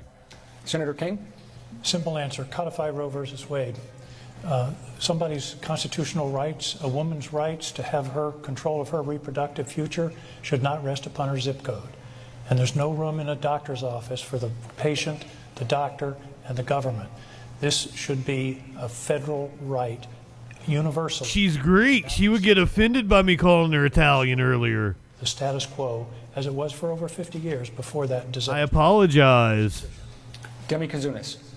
Yeah, as a woman who has gone through infertility and had procedures and was assaulted in college and didn't even tell my parents about that, it's a difficult decision. Roe v. Wade does allow for abortion early on, and at the same time, it says that in later terms, when the fetus is viable, that it protects unless in certain situations, say the life of the mother, the termination of the pregnancy. And so in that aspect, I think Jason is probably correct on that. We need to look at it from both sides, but I do believe in pro-choice, and I do believe that I think Roe v. Wade covers that, allowing the states to come in and make decisions later on in the pregnancy. Please be my Republican mommy. Not one that the federal government has all that active a role in, although it certainly does have a role in, is housing. And a lot of people dominate me, Demi. Cannot afford a house. They can't buy their first house. They can't move up. A lot of places are just too pricey. Jason Cherry, again, asking for specifics. What anonymously didn't get a slap them Greek titties. The housing crunch. I think the federal government can come up with a template for regulations because there's a number of state regulations I've heard from builders where there's just so many regulations to the point that they either get out of the business or ask for consent before you delve out titty slaps. Some women like them, some women don't. Facts. Some women be slapping their own titties, be like, it's nothing. Also allow for some women are really sensitive, so please get consent. 89,000 houses. All right, Angus King, housing. The first thing I want to do is quote my friend, my old friend Lori LaChance, who once said, "There's not a silver bullet, but there may be silver buckshot." And what I mean by that is there's no single solution. There are a lot of things we have to work on. I agree. Regulations, outdated building codes are adding to the cost and zoning codes are adding to the cost of housing. But we also need to talk about the underlying costs of building a house. We need to be thinking more creatively about how. Torchy, do Greek women like titty slaps? In Oxford that is building houses in panels. They're being shipped to the site, saving a lot of time and a lot of money. The University of Maine even 3D printed a house. And we're going to be having to think about that. Finally, I'm involved, as I said, silver buckshot, in something like 12 different bills to incentivize renovations, new housing, particularly in rural areas. There's all kinds of solutions but we have to concentrate on many at once. Demi Kazunis. Yeah, it's a huge problem. Housing costs are up 40% from pre-COVID, and we have people that. It's fun that way too. A lot of out-of-staters come up to Maine and wanted a home, and of course we have also undocumented that are coming in and taking up some of the housing. I agree. I've slapped many a titty. I'm telling you, some women are sensitive, some women not so much. You went to Senator Butt. I went to KBS Homes. Senator Butt. Homes for $50,000. Here's the problem. The $50,000, you have to put the slab, and then of course you connect that modular home to the electrical and the sewer system. You have to be licensed to do that. But if you had a piece of property and you said, you know what, I'm going to try to build myself a home, but I'm not licensed to do so, you can. So we have too much regulation that prevents things to move along, and we need to look at that. I'm going to let that be the last word. David Costello, you can wrap us up on this topic. A couple of things. I mean, the federal government, again, has tax credits. Abbott and Costello over here. Historic tax credits.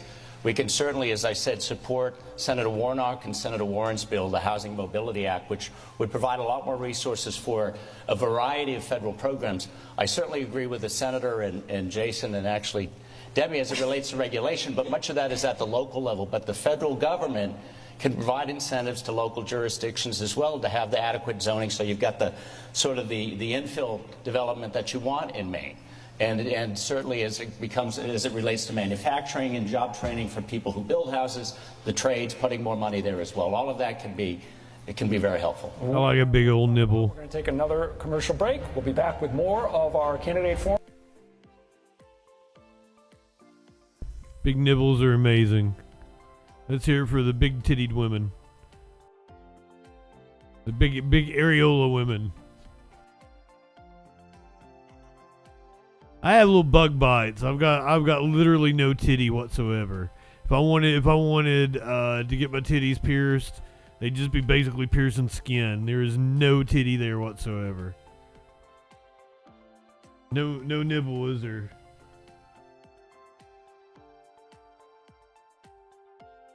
I don't know why I'm asking Smokey.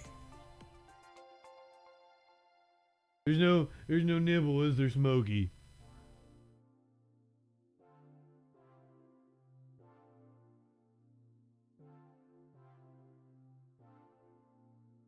Oh yeah, I don't discriminate, but there's something about them big old silver dollars. Got $2 silver.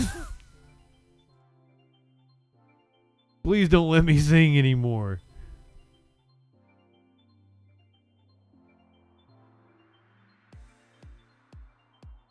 I like to go to Italy for some food. I like to have some real Italian food.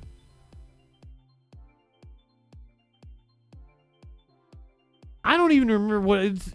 I got my ears pierced when I was like fucking 18. I don't even remember what that shit felt like anymore. It's been so long. I'm more of a puss now. I don't think I could take it. Oh, wait a minute. That's right. We're not live. Why am I?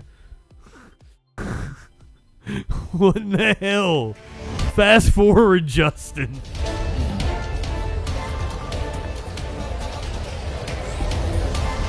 We are back in Augusta for our News Center Maine Voice of the Voter Candidate Forum. We're talking to the 4 candidates who are running for the United States Senate. I'm high. We've got one more segment where we're going to do questions and answers, then we'll get to their closing statements. I want to touch on what is happening in Ukraine. There are people who say that the United States and allies in Europe and in other parts of the world are providing enough aid to Ukraine for a stalemate, but not enough for a victory. Big old long nibbles. I like them too. The United States be doing more to help Ukraine. Jason Cherry. All nibbles are beautiful. Obviously, as an FBI agent, I have classified information about what goes on behind the curtain, but with Putin, you're dealing with a ruthless Hitler. I am not going to mince words with him.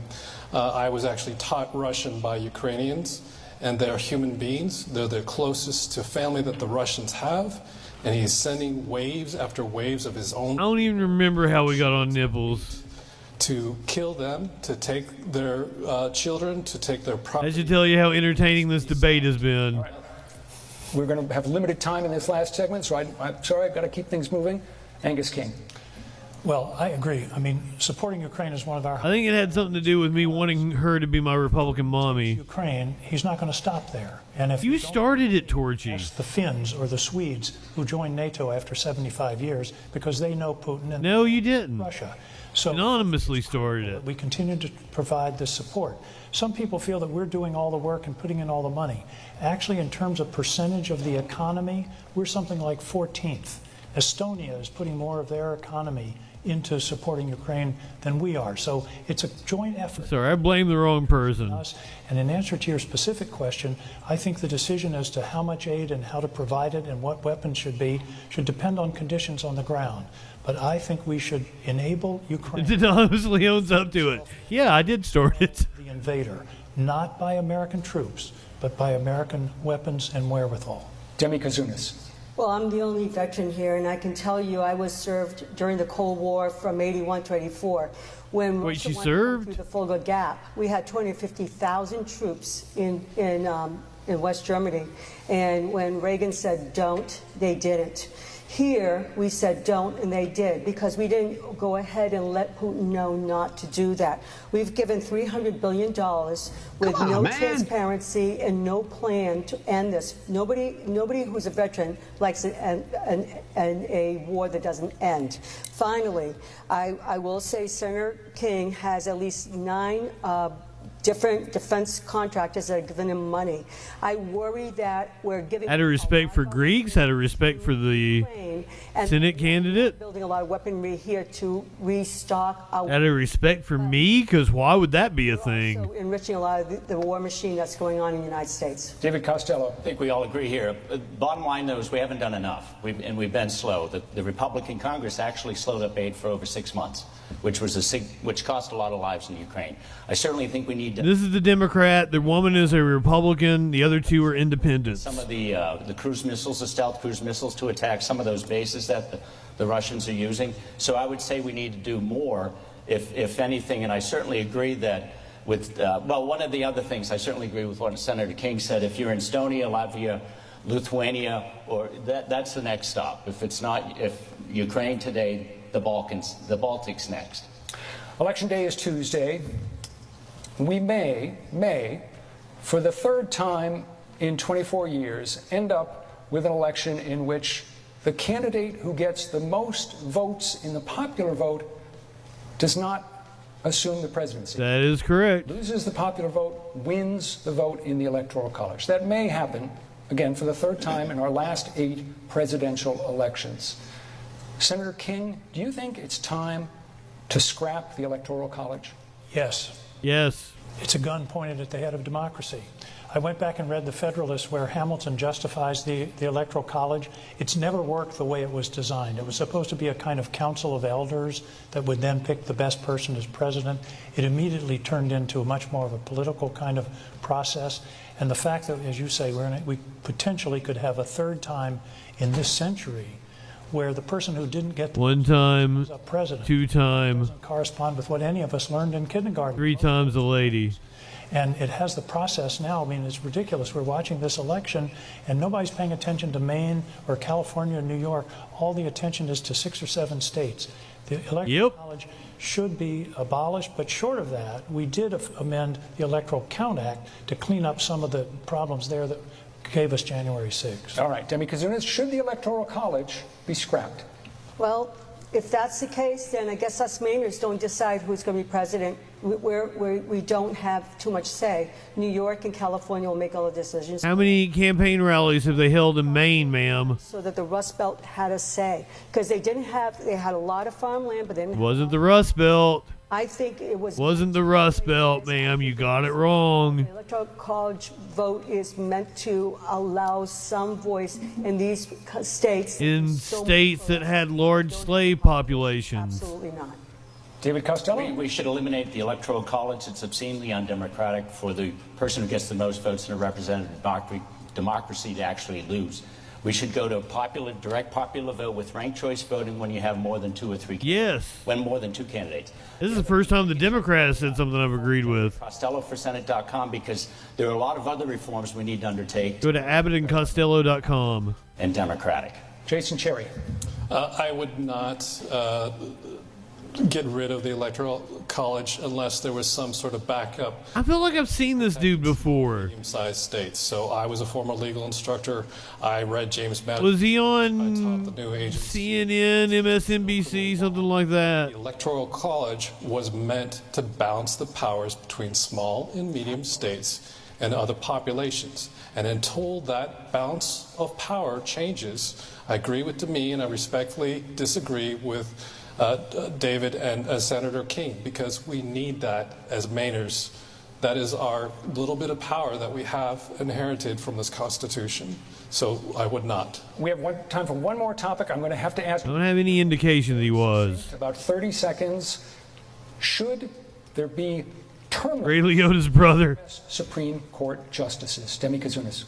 As soon as there's term limits for Senate and House, then we could go ahead and talk about the Supreme Court. But we don't have term limits for anybody. So at this point, we need to go ahead and look at the whole system. Remember, they were more concerned when they did the Constitution how young you could be to go into elected office, not how old. Nobody was living to be 78 and 80 years old. We are now, and so things have changed. I already covered this when we saw this 20 to 20 little clip earlier. It's on all federal judges, including justices of the Supreme Court, even legislators. I think if you get 20 to 24 years, that's enough to get your work done.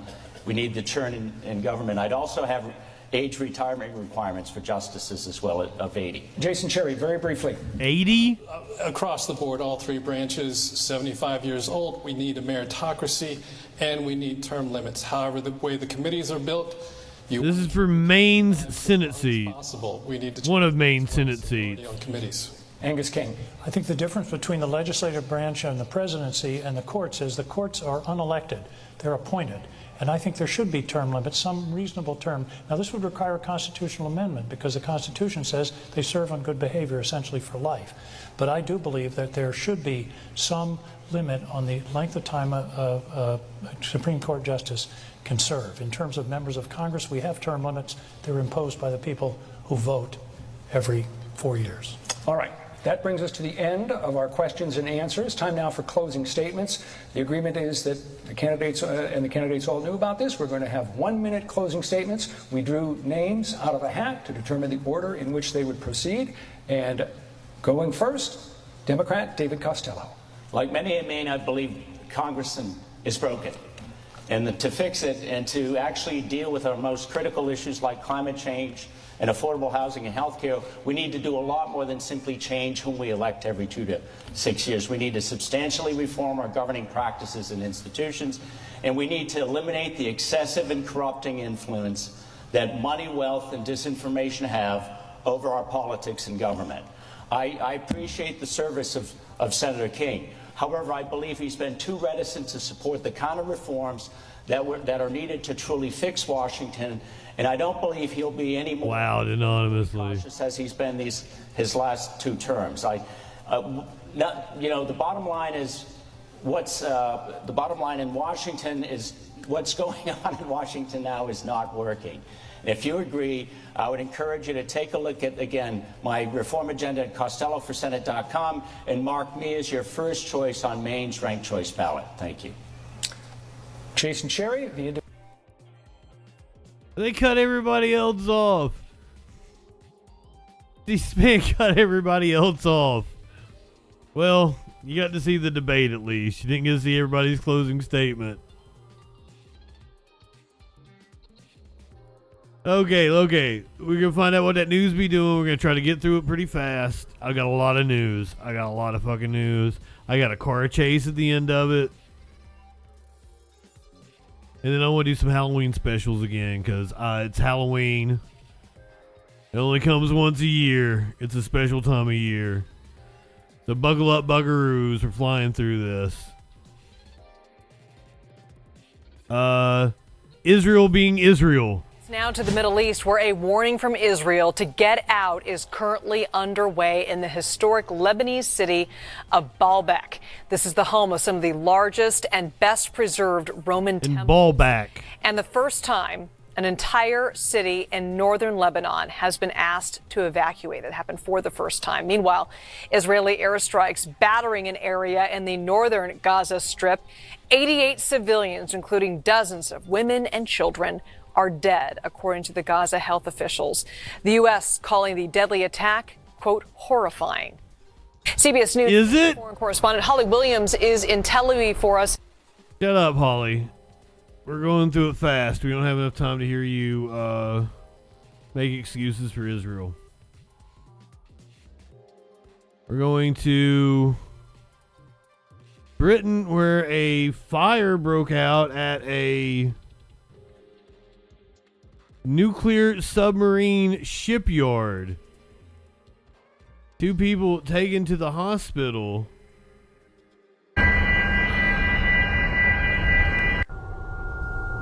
The BAE Systems shipyard. Cumbria Constabularia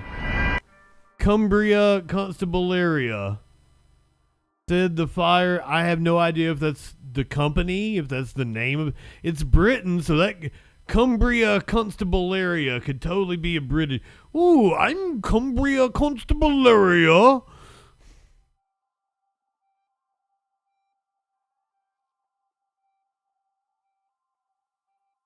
I have no idea if that's a person, if that's the name of a company, if that's...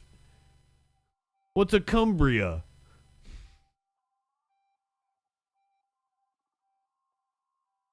whoever they are or whatever they are, they said the fire at the nuclear submarine shipyard broke out at about 12:45 a.m. and was ongoing.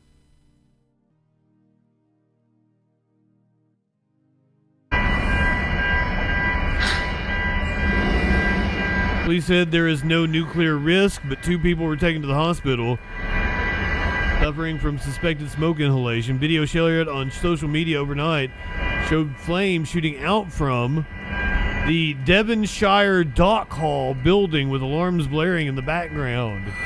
Devonshire Shock Hall. They might knock over a dustbin in Chefsbreed. A police statement said at the time there is no other casualties and everyone else has been evacuated.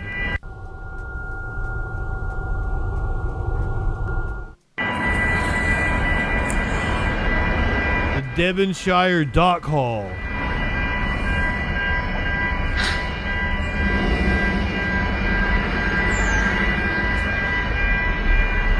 Wait a minute. The moment a drunk driver crashed into the Prime Minister's residence.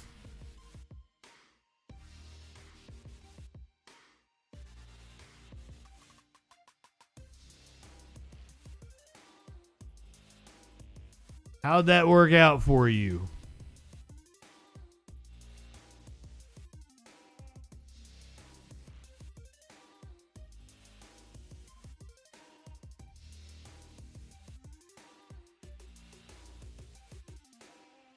That can't be good.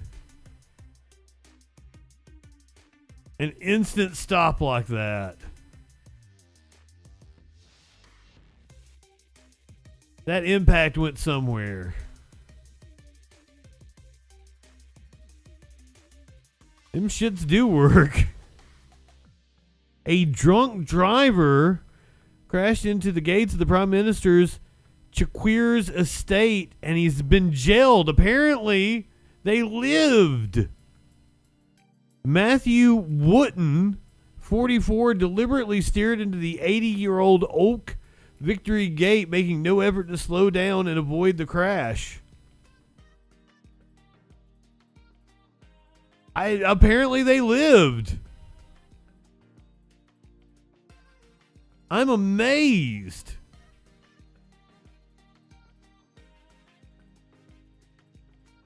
The car absorbed the impact well. That is something people talk about, cars and how they crumple nowadays, and that's really so that like you survive.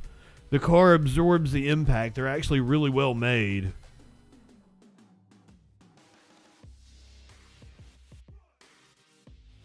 What kind of car? I'm going to buy one tomorrow. We're going to go to Spain where they have been facing significant flooding. I'm going to show you a video of a woman and a dog being rescued. This is in Util, Spain. I guess that's how it's pronounced.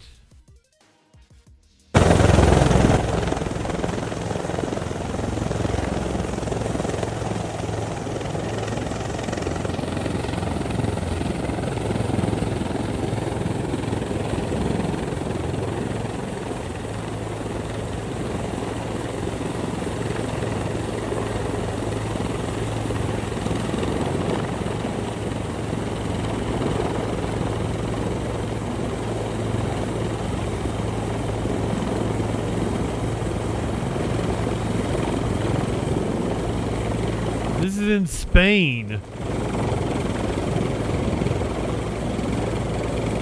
Util, Spain.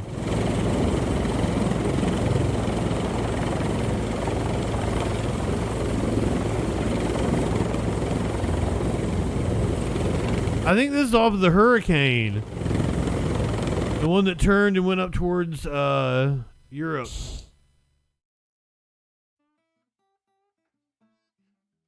I didn't tell you to autoplay.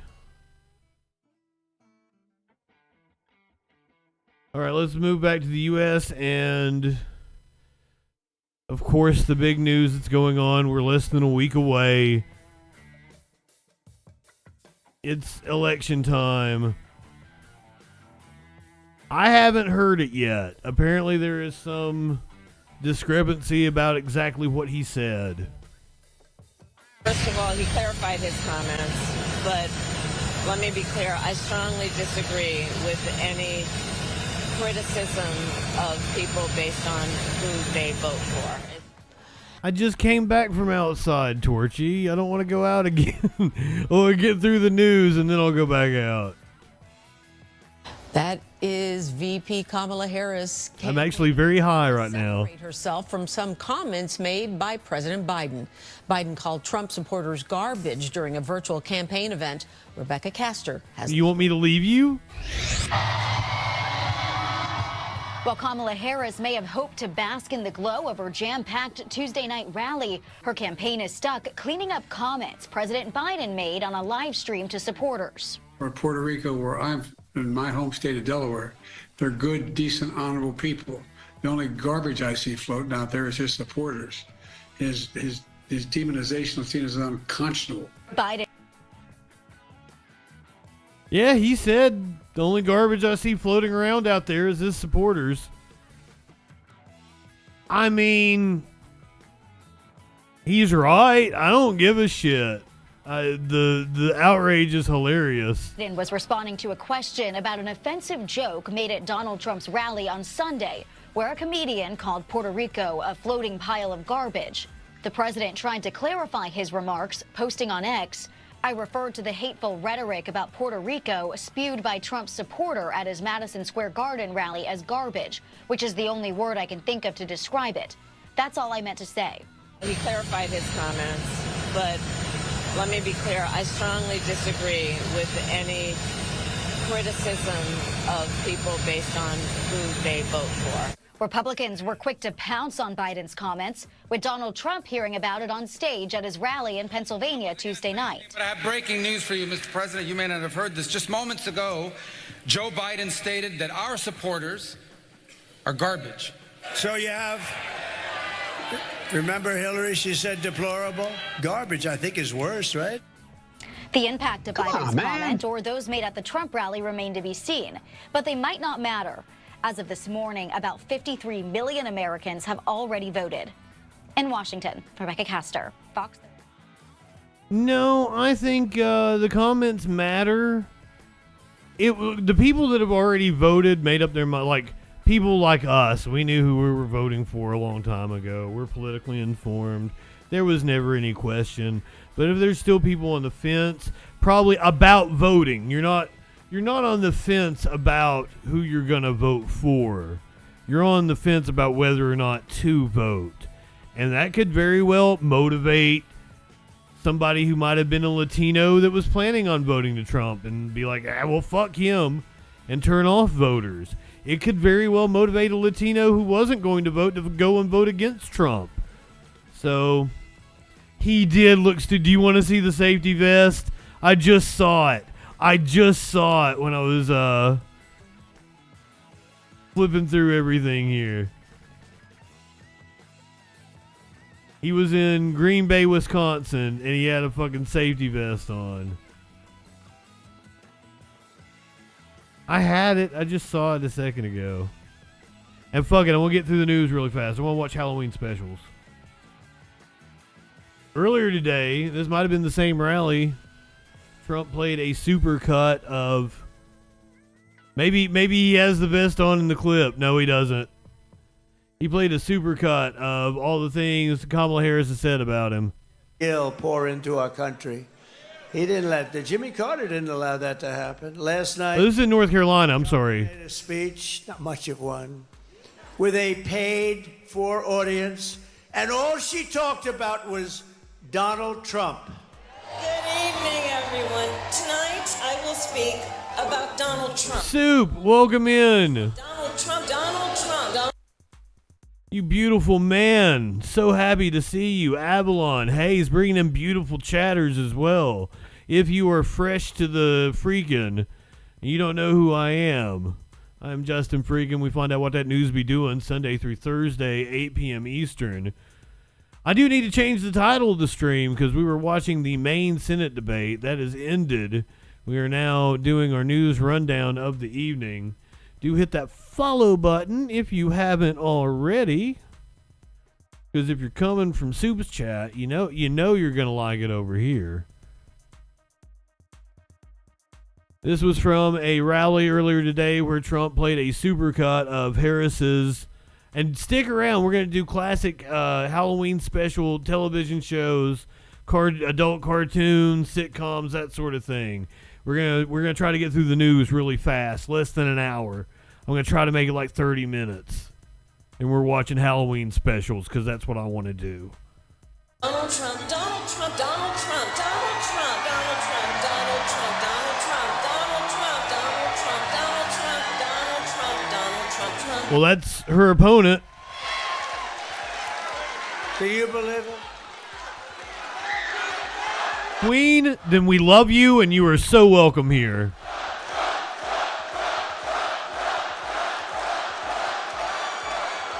Because she and Joe have no achievements, only failure and gloom. Come on, man. See, that was so perfect. It worked out perfect. Oh man, Soup, you're having a great time tonight. You'd stop and you'd say, I'm jealous. Take a look at You this live video, in but it has some sexual very talented anarchy? people. I say, when I say Donald Trump, you just let that go. They did a good job. And then I finished the sentence because they have no achievements, because they have no, because I mean, how many times did you say I have to I have to purposely say it wrong. Kamala. How many times did you say Kamala during your rally today, sir? I'm sure we could do a supercut of it.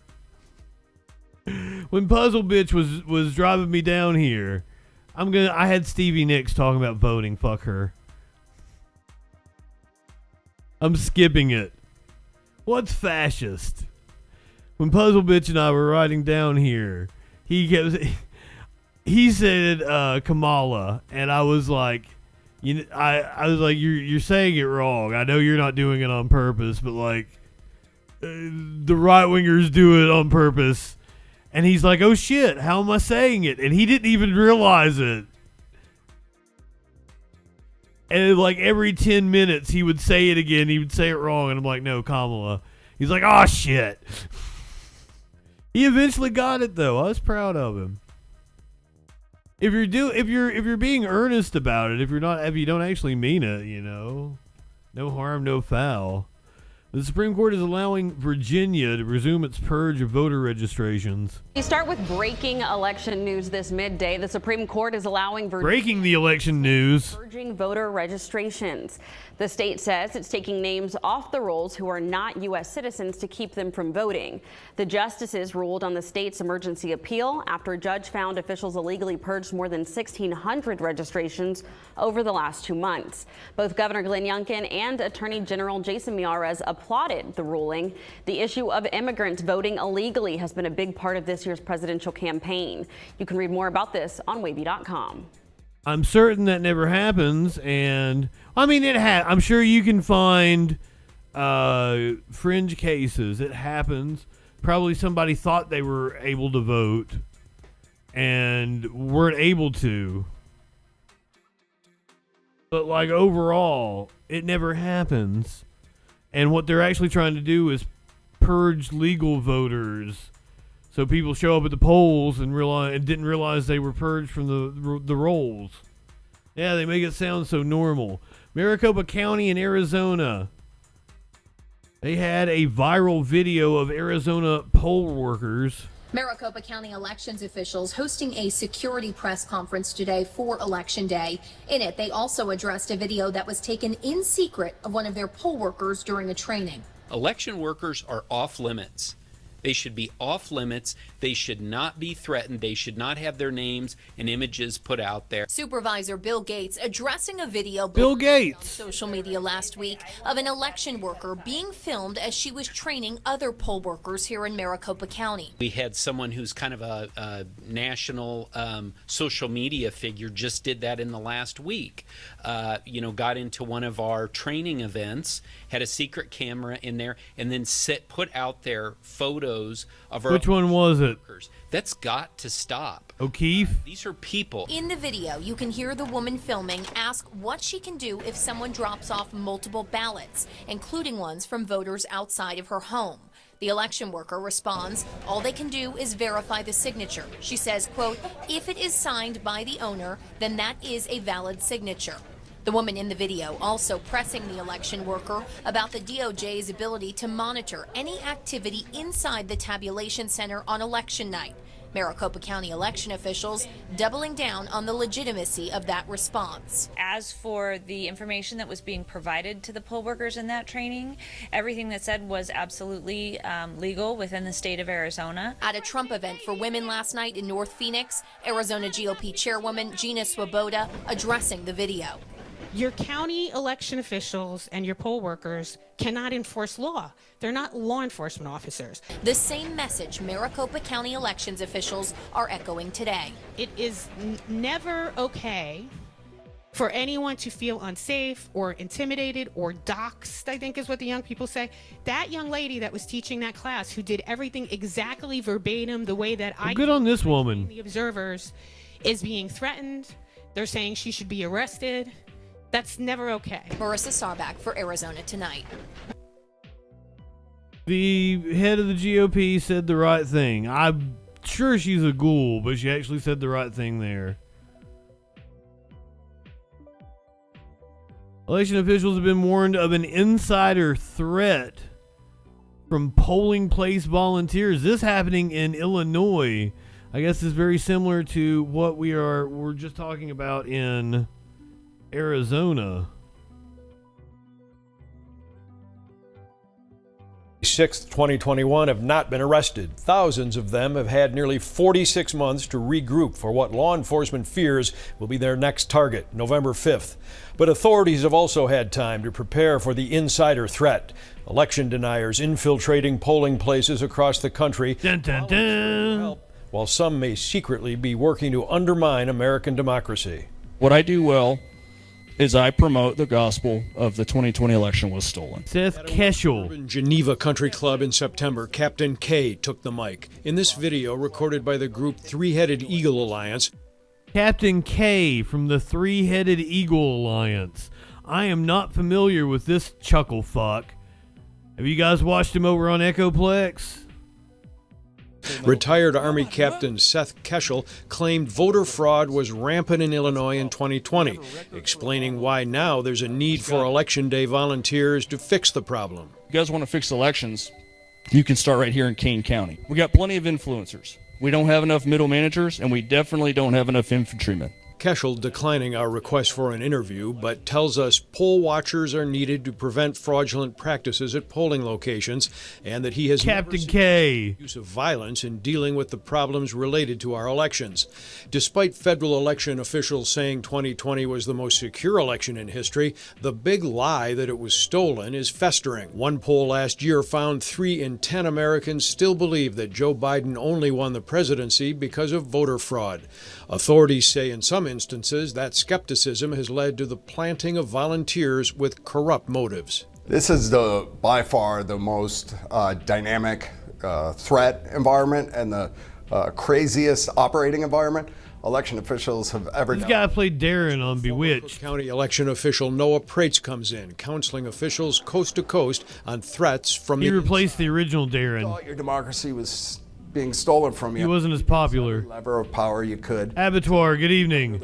Warlord, good evening. Have officially labeled it the insider threat, an individual or group who uses their authorized access or special knowledge to cause harm, including malicious acts that impact the security and integrity of election systems and information. Those individuals including poll workers, watchers, and election judges who may have ulterior motives. We're worried about Election Day. That insider threat is on the mind of Kane County Clerk John Cunningham. They tried the last election. They sent a lot of... Brother, I think your last will and testament should be on your mind, or what time you need to be at the haunted house in order to scare the kids. Like, Jesus, dude, is that a mask? I swear I saw that exact same fucking mask at the Spirit Halloween the other day. I'm a horrible person. That group, one of the groups sent in a lot of poll watchers to try to, now they're trying to become judges. So we got to watch for that. Kane is one of many Illinois counties that election deniers, including Captain K, point to alleging vote fraud. Cunningham says he's tried to show them the real evidence. Some of them will listen. Some of them have got their mind made up so much that if God came down, they wouldn't change their mind on it. New name, welcome in. Eagle Alliance is the group that hosted Captain K and has been recruiting poll workers. In a statement, organization officials say they are a nonpartisan organization. However, most of their events deliver pro-Trump messages, some from election deniers. We have cameras at every aspect of it. Kane County has invested in security. These cameras keep an eye on the path of every single vote coming in and the actions of both Republican judges required to wear red vests, Democrat judges in blue. In addition, sheriff's deputies will be patrolling all polling places in Kane County. But Cunningham's greatest resource, other poll workers and election judges who know the law. We've got a bank of judges that have been here for years. The more skeptical people are, the better it is to have them at the table, actually checking in voters, counting the ballots, running the audits so that they can validate that our democracy is on the up and up. The I-Team attended a live training session by local election denier groups and reviewed their training videos for poll watchers. None promoted illegal activities, but election officials tonight say their insider threat is one reason government needs volunteer poll workers and election judges. Lenny, thank you for throwing out the gift sub. Dropped the past two general elections, but state officials tonight tell the I-Team they have adequate staffing this year.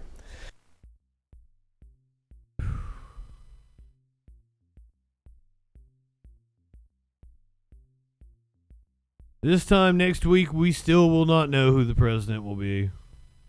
Pretty certain. We might have an idea. Pretty certain we won't know, though.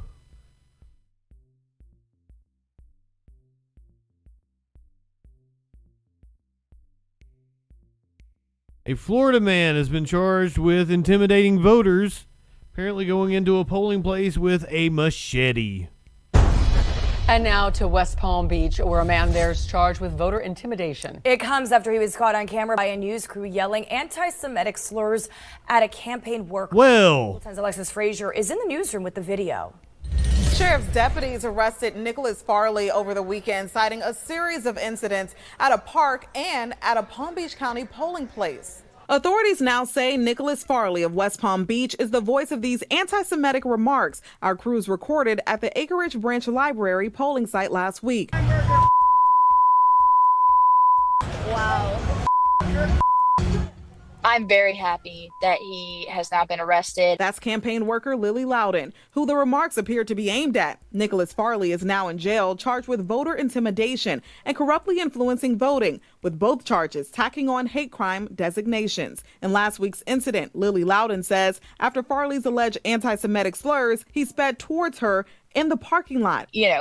Swerved, I think, to spook me, and he got pretty close. We learned the crazies are energized. With aggravated assault with a deadly weapon after an African-American man said Farley stated some kind of racial slur. Then when Farley approached him, he saw what Farley was holding in his hand and was pointing at him with a gun. Okay, Mox, fair enough. The alleged victim tells us by phone it was because authorities did not have the proof that Farley actually pointed the gun at him. Last week, WPTV reporter Kate. Let's not will things into existence. Of the anti-Semitic rantings allegedly made by Nicholas Farley to State Attorney Dave Ehrenberg. I saw there is despicable, disgusting. Following the arrest, Ehrenberg emailed this statement. We will be reviewing the case based on the information cited in the arrest report and provided by law enforcement. The First Amendment does not protect someone from engaging in voter intimidation. Right now, Nicholas Farley sits in the Palm Beach County Jail. A judge T-minus at $200,000. In the newsroom, Alexis Frazier, Local 10 News. It's possible. It is very possible it could go to the courts. Here's Trumpy Boy in his vest that you wanted to see.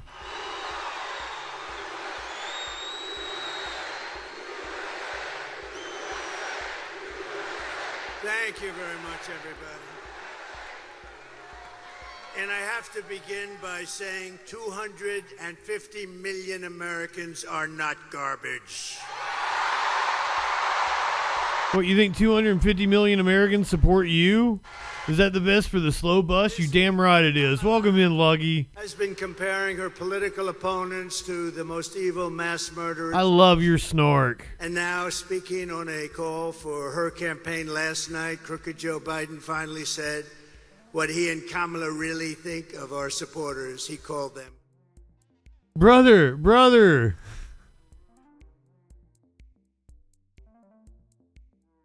Oh yeah, we covered that one last night, Avalon.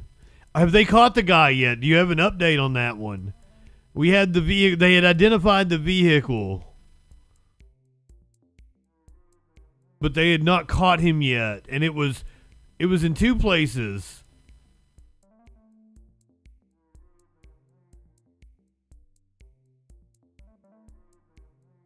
He's Don the Builder. Don the Builder.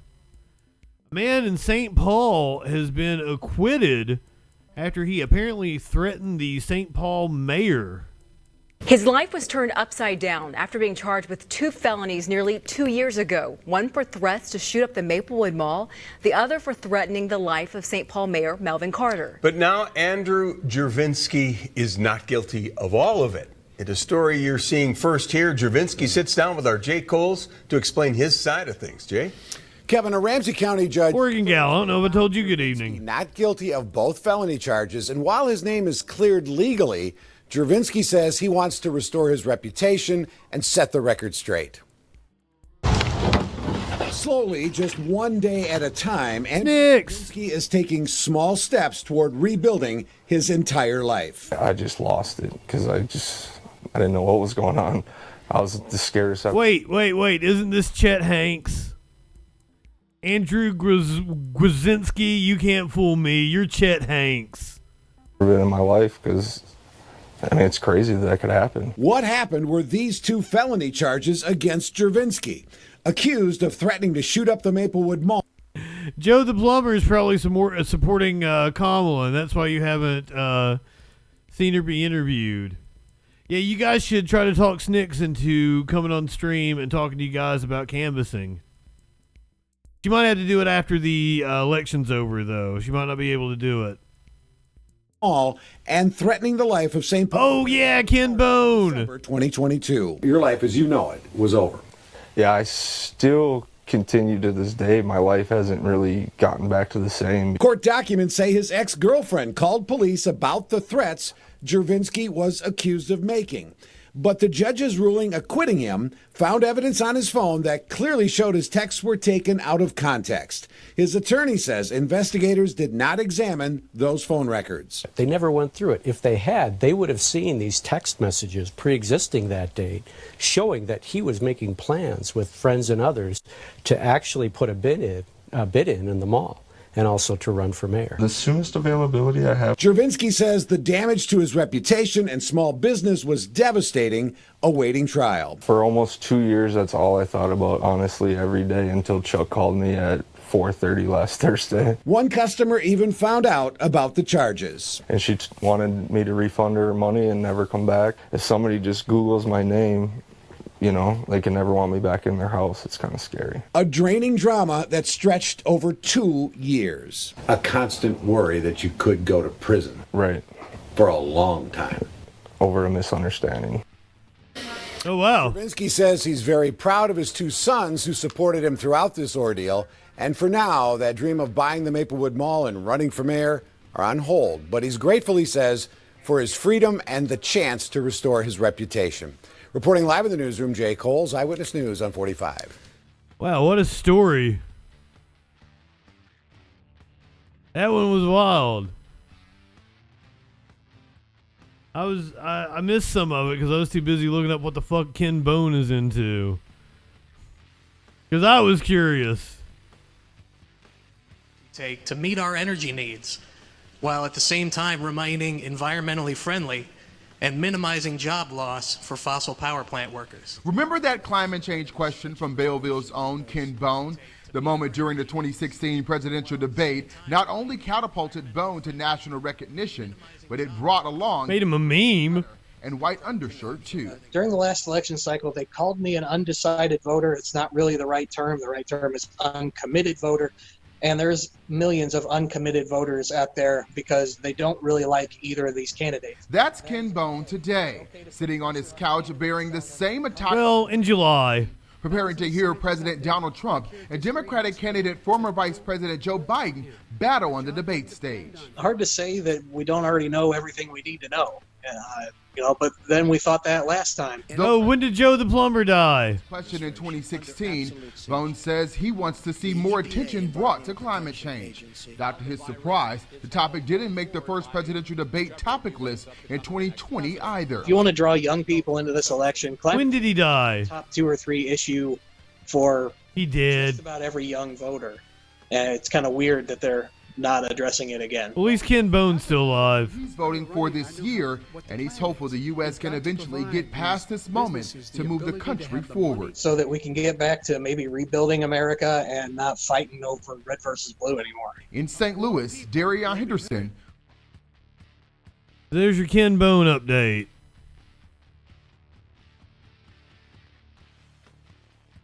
That's what Ken Bone's doing. Meanwhile, we're going to go to Indiana, where a Republican has been caught,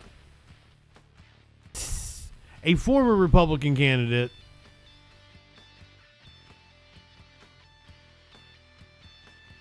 oh wow, he died a couple months ago. Oh wow.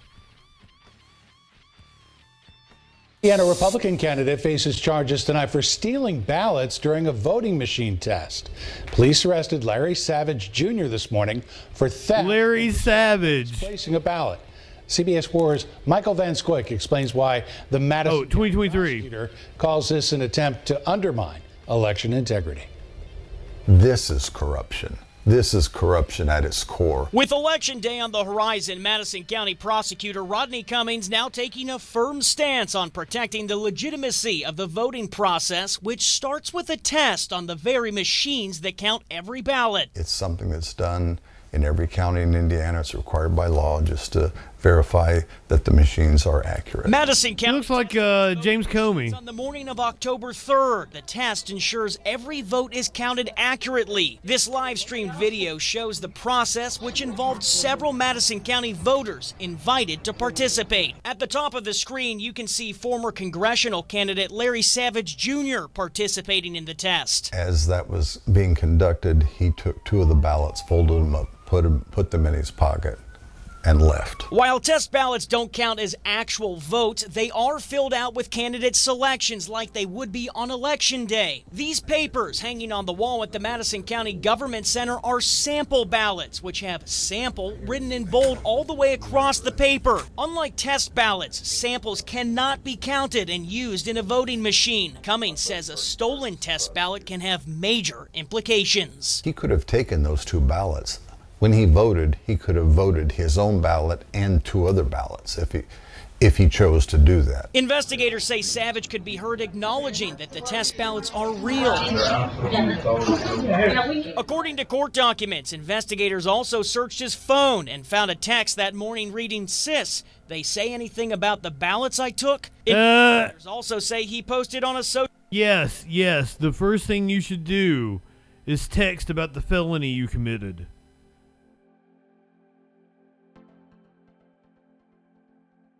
Text someone about the crime you just committed. Social media page condemning Madison County election procedures after taking those ballots. Police found the ballots in his truck later that day. This is one of the worst things that can happen, given the national climate about integrity of elections, to intentionally steal ballots and then attack the system. Well, you know what I always say. Service to our community than that. We spoke to Savage today. He denies any wrongdoing. At no time did I have any malintent.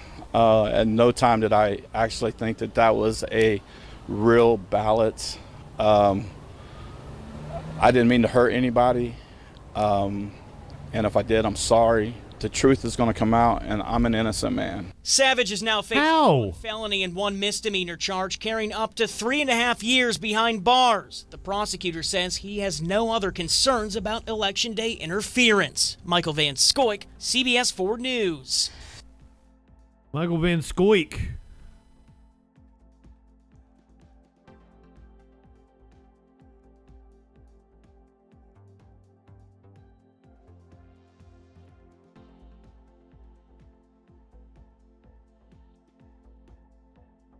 Okay. I put this one off last night because I didn't want to deal with all the implications. We're going to have to get it out of the way. There's apparently video of it, and it's horrific, so... We're getting ready to do a series of murder stories. I'm going to try to get through them really fast. So, remember, Halloween specials in just a few minutes. We're going to Chicago, where residents are on edge after a man was shot while he was walking to a synagogue. The shooting of a Jewish man on his way to synagogue over the weekend in West Rogers Park. Chicago police just wrapped up a news conference where they provided some new information. NBC5's Stephen Holt is here in the studio with late details. Stephen? Yeah, Kate and Alex, this happened Saturday morning near Farwell and Rockwell in the West Ridge neighborhood within West Rogers Park. A home.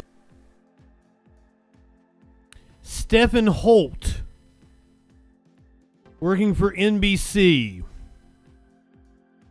Is your dad Lester?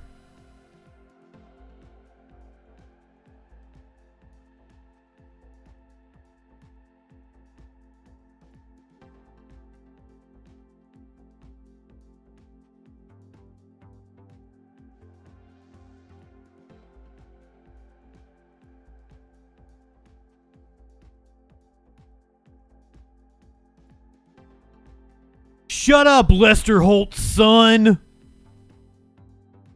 Home to a lot of Orthodox Jewish families. The 39-year-old victim was walking to synagogue wearing traditional Jewish garb on the celebratory Jewish holiday of Simchat Torah, which translates to Joy of Torah. Last Saturday morning, though, I guess it's pretty obvious, isn't it?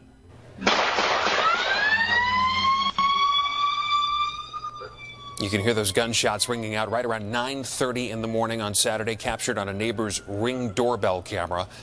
Police just announced attempted first-degree murder charges against a 22-year-old man named Sidi Mohammed Abdullahi.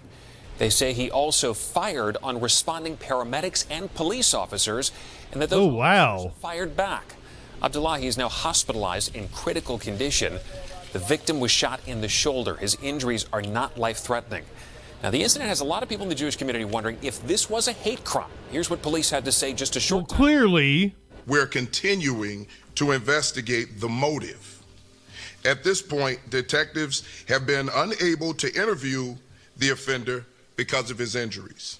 We understand the concerns around this incident, and we're doing everything we can to ensure that the community is safe. And we want to restore a sense of security for the residents. Superintendent Snelling says the suspect did not say anything before shooting the victim, but did say something when the shooting happened at those first responders. Police would not reveal what the suspect said. 50th Ward Alderwoman Deborah Silverstein, also an Orthodox Jew, spoke at the news conference. She says her community is shaken to its core and troubled that this has not been charged as a hate crime. NBC5's Patrick Fazio is following the story. He's going to have much more reaction coming up on the NBC5 News at 5 and 6 o'clock. Alex, back to you. Stephen, thank you so much. Shut up, Lester Holt's son. I can't believe it.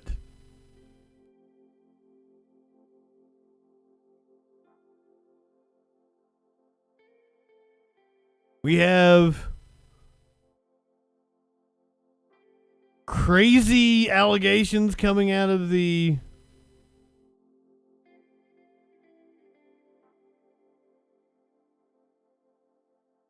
I'm going to skip this for now because I didn't realize this was a 30-minute long piece. Apparently a prison guard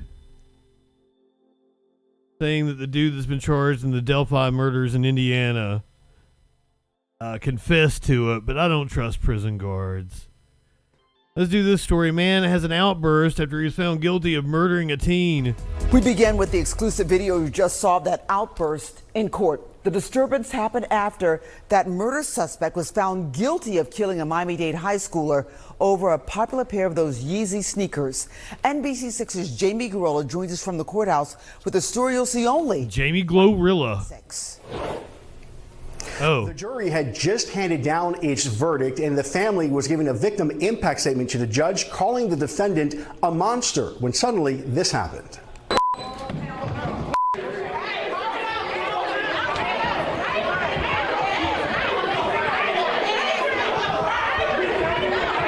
The defendant, Adrian Cosby, jumped out of his chair and tried lunging at the victim's family before court officers intervened.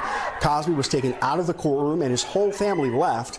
It took a few minutes for order to be restored. Cosby was just found guilty by a jury of murder, attempted murder, and attempted robbery. As to count one, first-degree felony murder, the defendant is guilty of first-degree felony murder.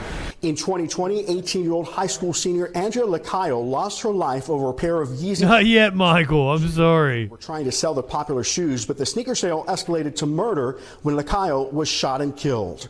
Her boyfriend, Sergio Bourbon, survived the shooting and told jurors he and his high school sweetheart were hoping to sell the popular Yeezy sneakers to a man for over $900. Bourbon claims Cosby, the man that was on trial, randomly approached to kill him. Cosby was charged with murder in the first degree along with attempted murder for shooting at Bourbon. Here's the state's closing arguments today before the jury started deliberating. This was an attempted robbery, a setup of a robbery that went bad. And instead of walking away with 3 pairs of Yeezys, Over Yeezys. Adrian Cosby took an 18-year-old girl's life. Fucking stupid. And for that, he is absolutely guilty. He is guilty of first-degree felony murder. He is guilty of attempted And the nerve of him to have an outburst. of attempted armed. And that, ladies and gentlemen, is what we are asking you to find. Now, Cosby denies being the shooter. The defense argued that the victims are confusing who pulled the trigger. Cosby was sentenced today, and he was sentenced to life in prison. In Miami, Jamie Garola, NBC6 News. I mean, obviously they had evidence. It's possible. But also, I kind of don't believe you, dude. We're going to another Florida man tonight. He was on parole for murder. Now facing new charges.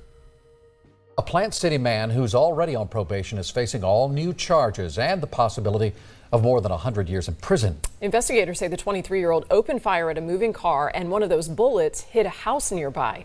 News Channel 8's Jeff Patterson is live for us in Plant City. And Jeff, this case has the police department's full attention. Good evening, Keith and Jen. Plant City has a new police chief, and he says his focus will now be on violent crimes. I've got some questions involving guns, and this case has exactly that. Plant City police say this security video shows 23-year-old Baron Marion on the run and eventually firing a weapon at a moving car. Police don't know who he was shooting at or why, but Iziel Cooper heard the shots. Yes, I heard the gunshot fired. I was in the house, like I said, and I heard about 3 or 4 gunshots fired, and I got up, and then the police came up. At least one of the rounds hit the house next door to his. Thankfully, no one was injured. But Mr. Cooper says this gun violence has to stop. Well, it's time for them to clean it up. They clean the city up for that gun violence. We don't need that here. Plant City's new police chief, Richard Mills, says he plans to do just that. We are focusing on violent crime in Plant City, and we will, if you utilize a gun. Plant City does sound cool. If you shoot at somebody or you shoot at a house or a car, we are going to fine you. We are going to arrest you. But it's not the first time Baron Marion has been arrested. In 2019, he was convicted of killing a 51-year-old man after an argument over a bike. In juvenile court, he was given just a 5-year sentence and placed on probation. Hillsborough County State Attorney Susan Lopez says Marion made an adult decision in both cases when he fired a gun. If you make an adult decision with a firearm, you will be held accountable.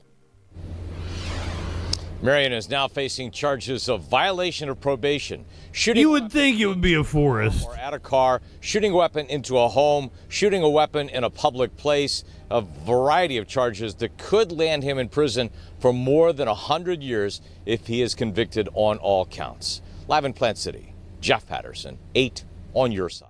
He only got 5 years for murder to begin with. Now he's facing 100 years for just shooting at a car. Insane. But he was on probation, so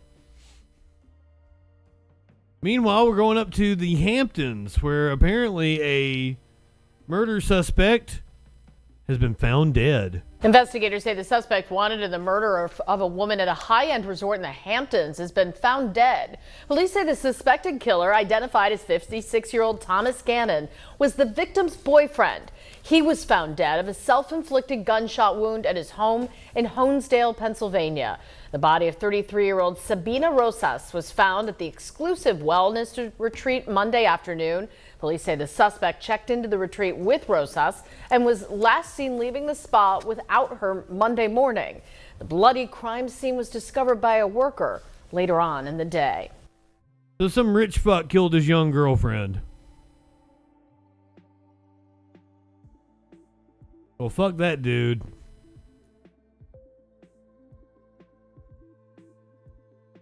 Yesterday we covered the shooting and standoff that occurred in Atlanta. We now have a lot of new details.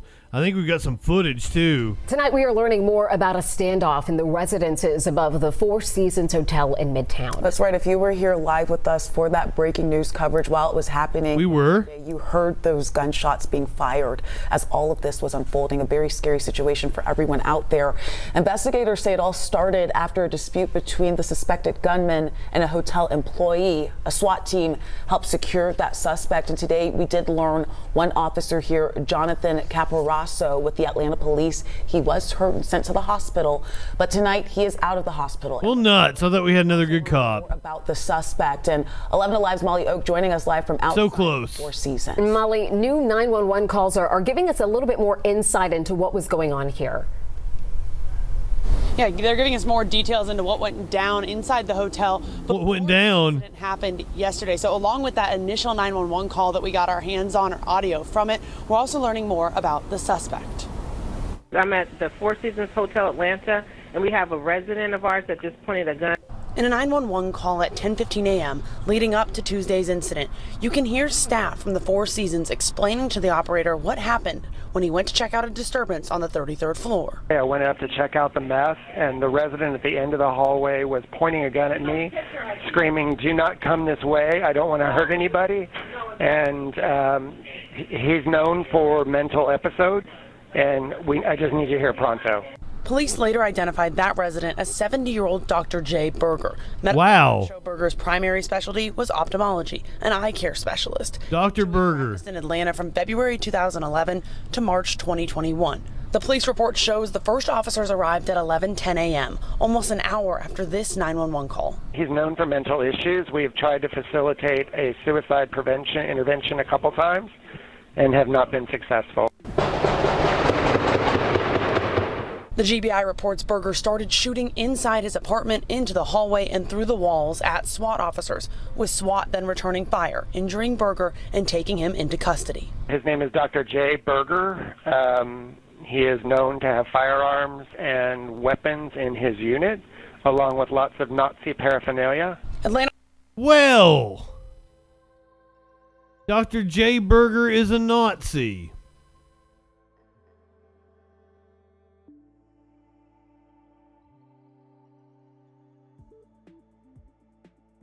Wasn't expecting that one. The police report shows the first officers arrived at 11:10 a.m., almost an hour after this 911 call. He's known for mental issues. We have tried to facilitate a suicide prevention intervention a couple times and have not been successful. He's an ophthalmologist. The GBI reports Berger started shooting inside his apartment, into the hallway, and through the walls at SWAT officers. Anybody know about guns? What kind of gun was that? That was a deep sound. Where's Flash at when you need him? The GBI reports Berger started shooting and have not been successful. Did not see that coming. The GBI reports Berger started shooting inside his apartment, into the Could just be the way it's echoing. At SWAT officers, with SWAT then returning fire, injuring Berger and taking him into custody. His name is Dr. Jay Berger. He is known to have firearms and weapons in his unit, along with lots of Nazi paraphernalia. Atlanta police say they believe Berger had multiple weapons, saying a handgun, a shotgun, and a rifle may have been used.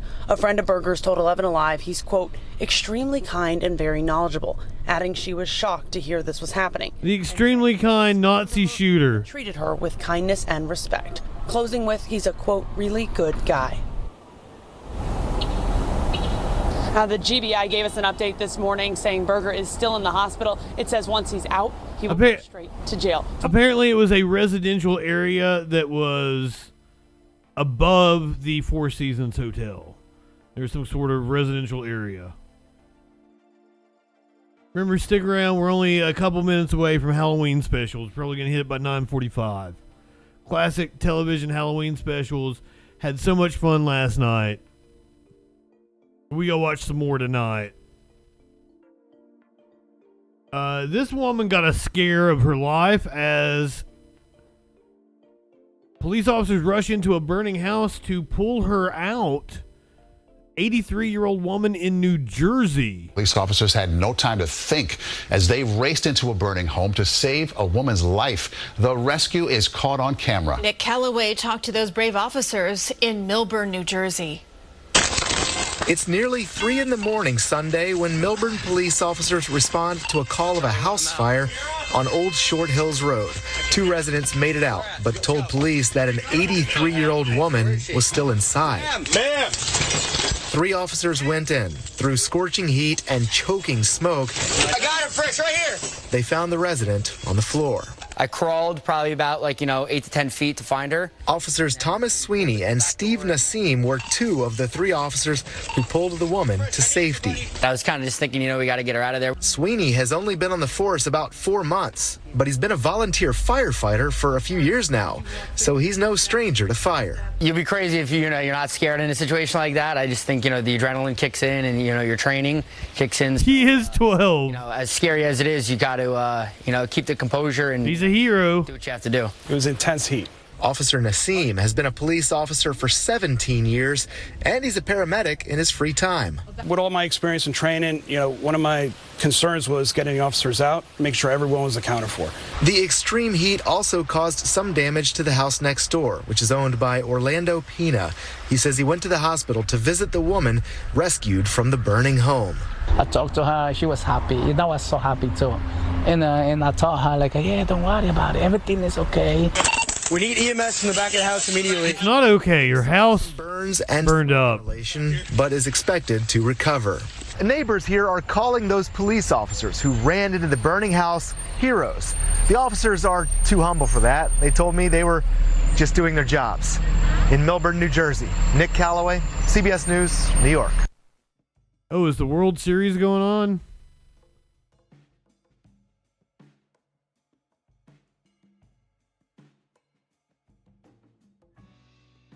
This video popped up, and it's P. Diddy's alleged sex slave, and it's some old bald white man, and I'm just like,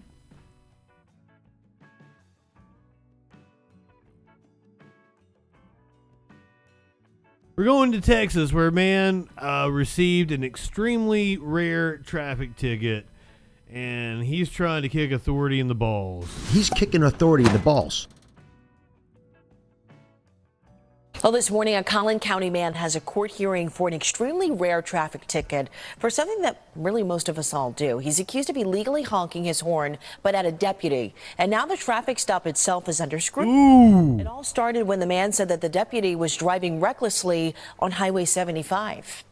I check my mirror, go to move over, and right here is when he comes swinging up past me. He didn't have his lights on. He didn't have lights, sirens, nothing.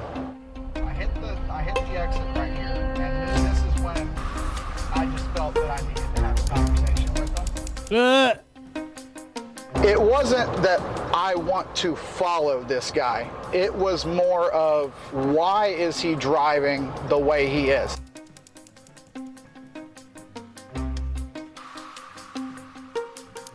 You got a reason for your speed? Huh? You got a reason for your speed? Yes, I'm going to a car. Are you going to? Where's your lights and sirens, sir? Are you lying to me, sir? What's your name and badge number? Brother, you have to obey all traffic laws if you do not have your emergency lights on. What's your name and badge number, sir? What's your name and badge number? Fucking prick.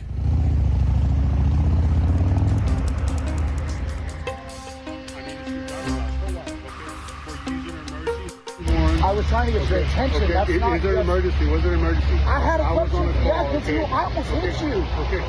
And I'm trying to get your attention because I'm trying to figure out why you can pass me at 100 plus miles an hour. This motorcycle ain't go that fast.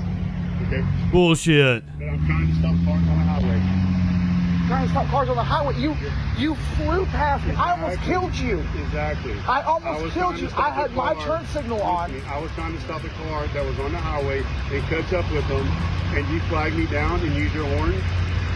Because I almost killed you because you didn't. You weaved around me getting on the highway. That's the inherent risk of being on a motorcycle. Okay? With what? No sirens. I did not see you. You were not using your vehicle in the form of an emergency capacity. No, he wasn't. For is my driver's license. He just wants to see my driver's license. Kind of just asked him, for what? And that's when he said unnecessary use of a horn. I was using my emergency horn incorrectly. All right, so I-Team producer Kelsey Mittauer joins us. Oh, I hope a judge reams this fucking cop. Big question we all have, is honking your horn illegal in some situations? Same question I had, because I was like, wait a second, I've been doing it wrong, Yeah. right? Yes. Okay, so I want to read it to make sure. According to state code, a driver shall use a horn to provide audible warning Horny gel. necessary to ensure safe operation. I was like, why did she use that? I get it now. Somebody about to hit me, like I'm going to honk my horn, let them know I'm here, something like that. But yes, I guess that's technically if you want to get technical about the law, that's how you're supposed to use it. And in this case, the deputy, I guess, didn't feel like that was how he was using the horn. Okay, so in this case, is he fighting the ticket? He is fighting the ticket, but first let me tell you how rare this Fucking fight it. So we pulled data from 2022. That's the last or the most recent report because I wanted to know how many tickets were issued in total, right? In the state in 2022, 3.9 million citations. I wasn't one of them, I will say. So then after we pulled that, I said, how many tickets for unnecessary use of a horn? And it was 8. 8 out of 3.9 million. So it is so rare. I mean, we're talking about single digits of people who get this ticket. And you mentioned today there is a court hearing about this situation. 8 ever? Is going to be fighting it. You're going to be following it. But what is the sheriff's office saying about it? Because we know there's always two sides to every story. They're obviously probably investigating it, I would assume. Yeah, that actually surprised me because I kind of thought it would be settled. You know, you give a citation, maybe the driver wants to fight it, and that's the way it is. But they actually did tell us, they said the entire encounter is under review. They're looking at it, I guess, from start to finish. They haven't released the body cam video or anything like that. They haven't even released like the basics. They sent it to the Attorney General because they said it's not public right now. He is going to fight it. He has a court hearing this morning because the fine for the horn is $189. That was my next question, was how much was the citation? Yes, it's not cheap.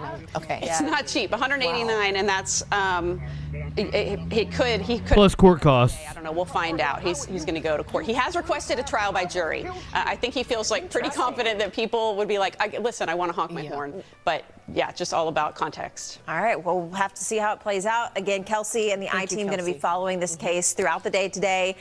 They're going to be hearing what happens in that courtroom and whether that fine gets paid and what happens next with the sheriff's department. Oh, I absolutely think the cop is wrong, and I think the dude will win. We're going to be watching classic Halloween specials minutes from now. But before we do that, I've got to show you the greatest acting job ever.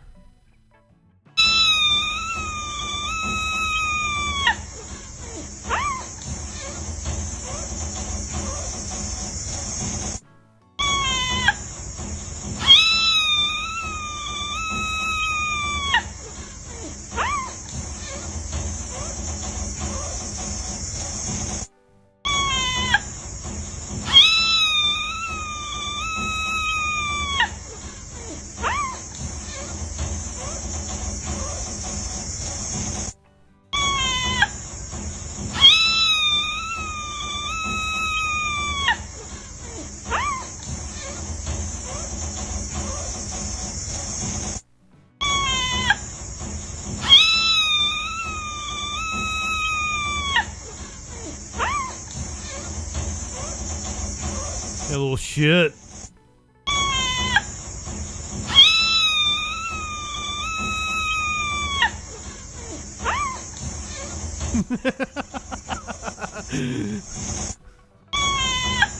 It's just screaming into the void.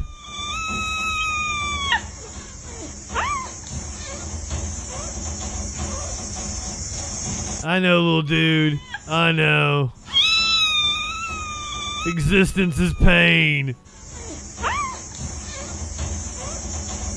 If you're watching on YouTube or consuming the podcast, we're going to have to say goodbye to you.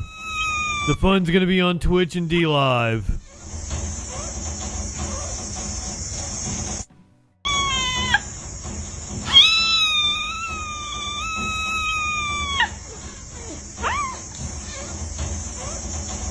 Go ahead, light one up, tip one back. It's alright to have a little fun before you hit the sack. I'm JustinFREAKIN. We'll see you tomorrow night. We've got the Josh Hawley debate on Halloween. Oh my God.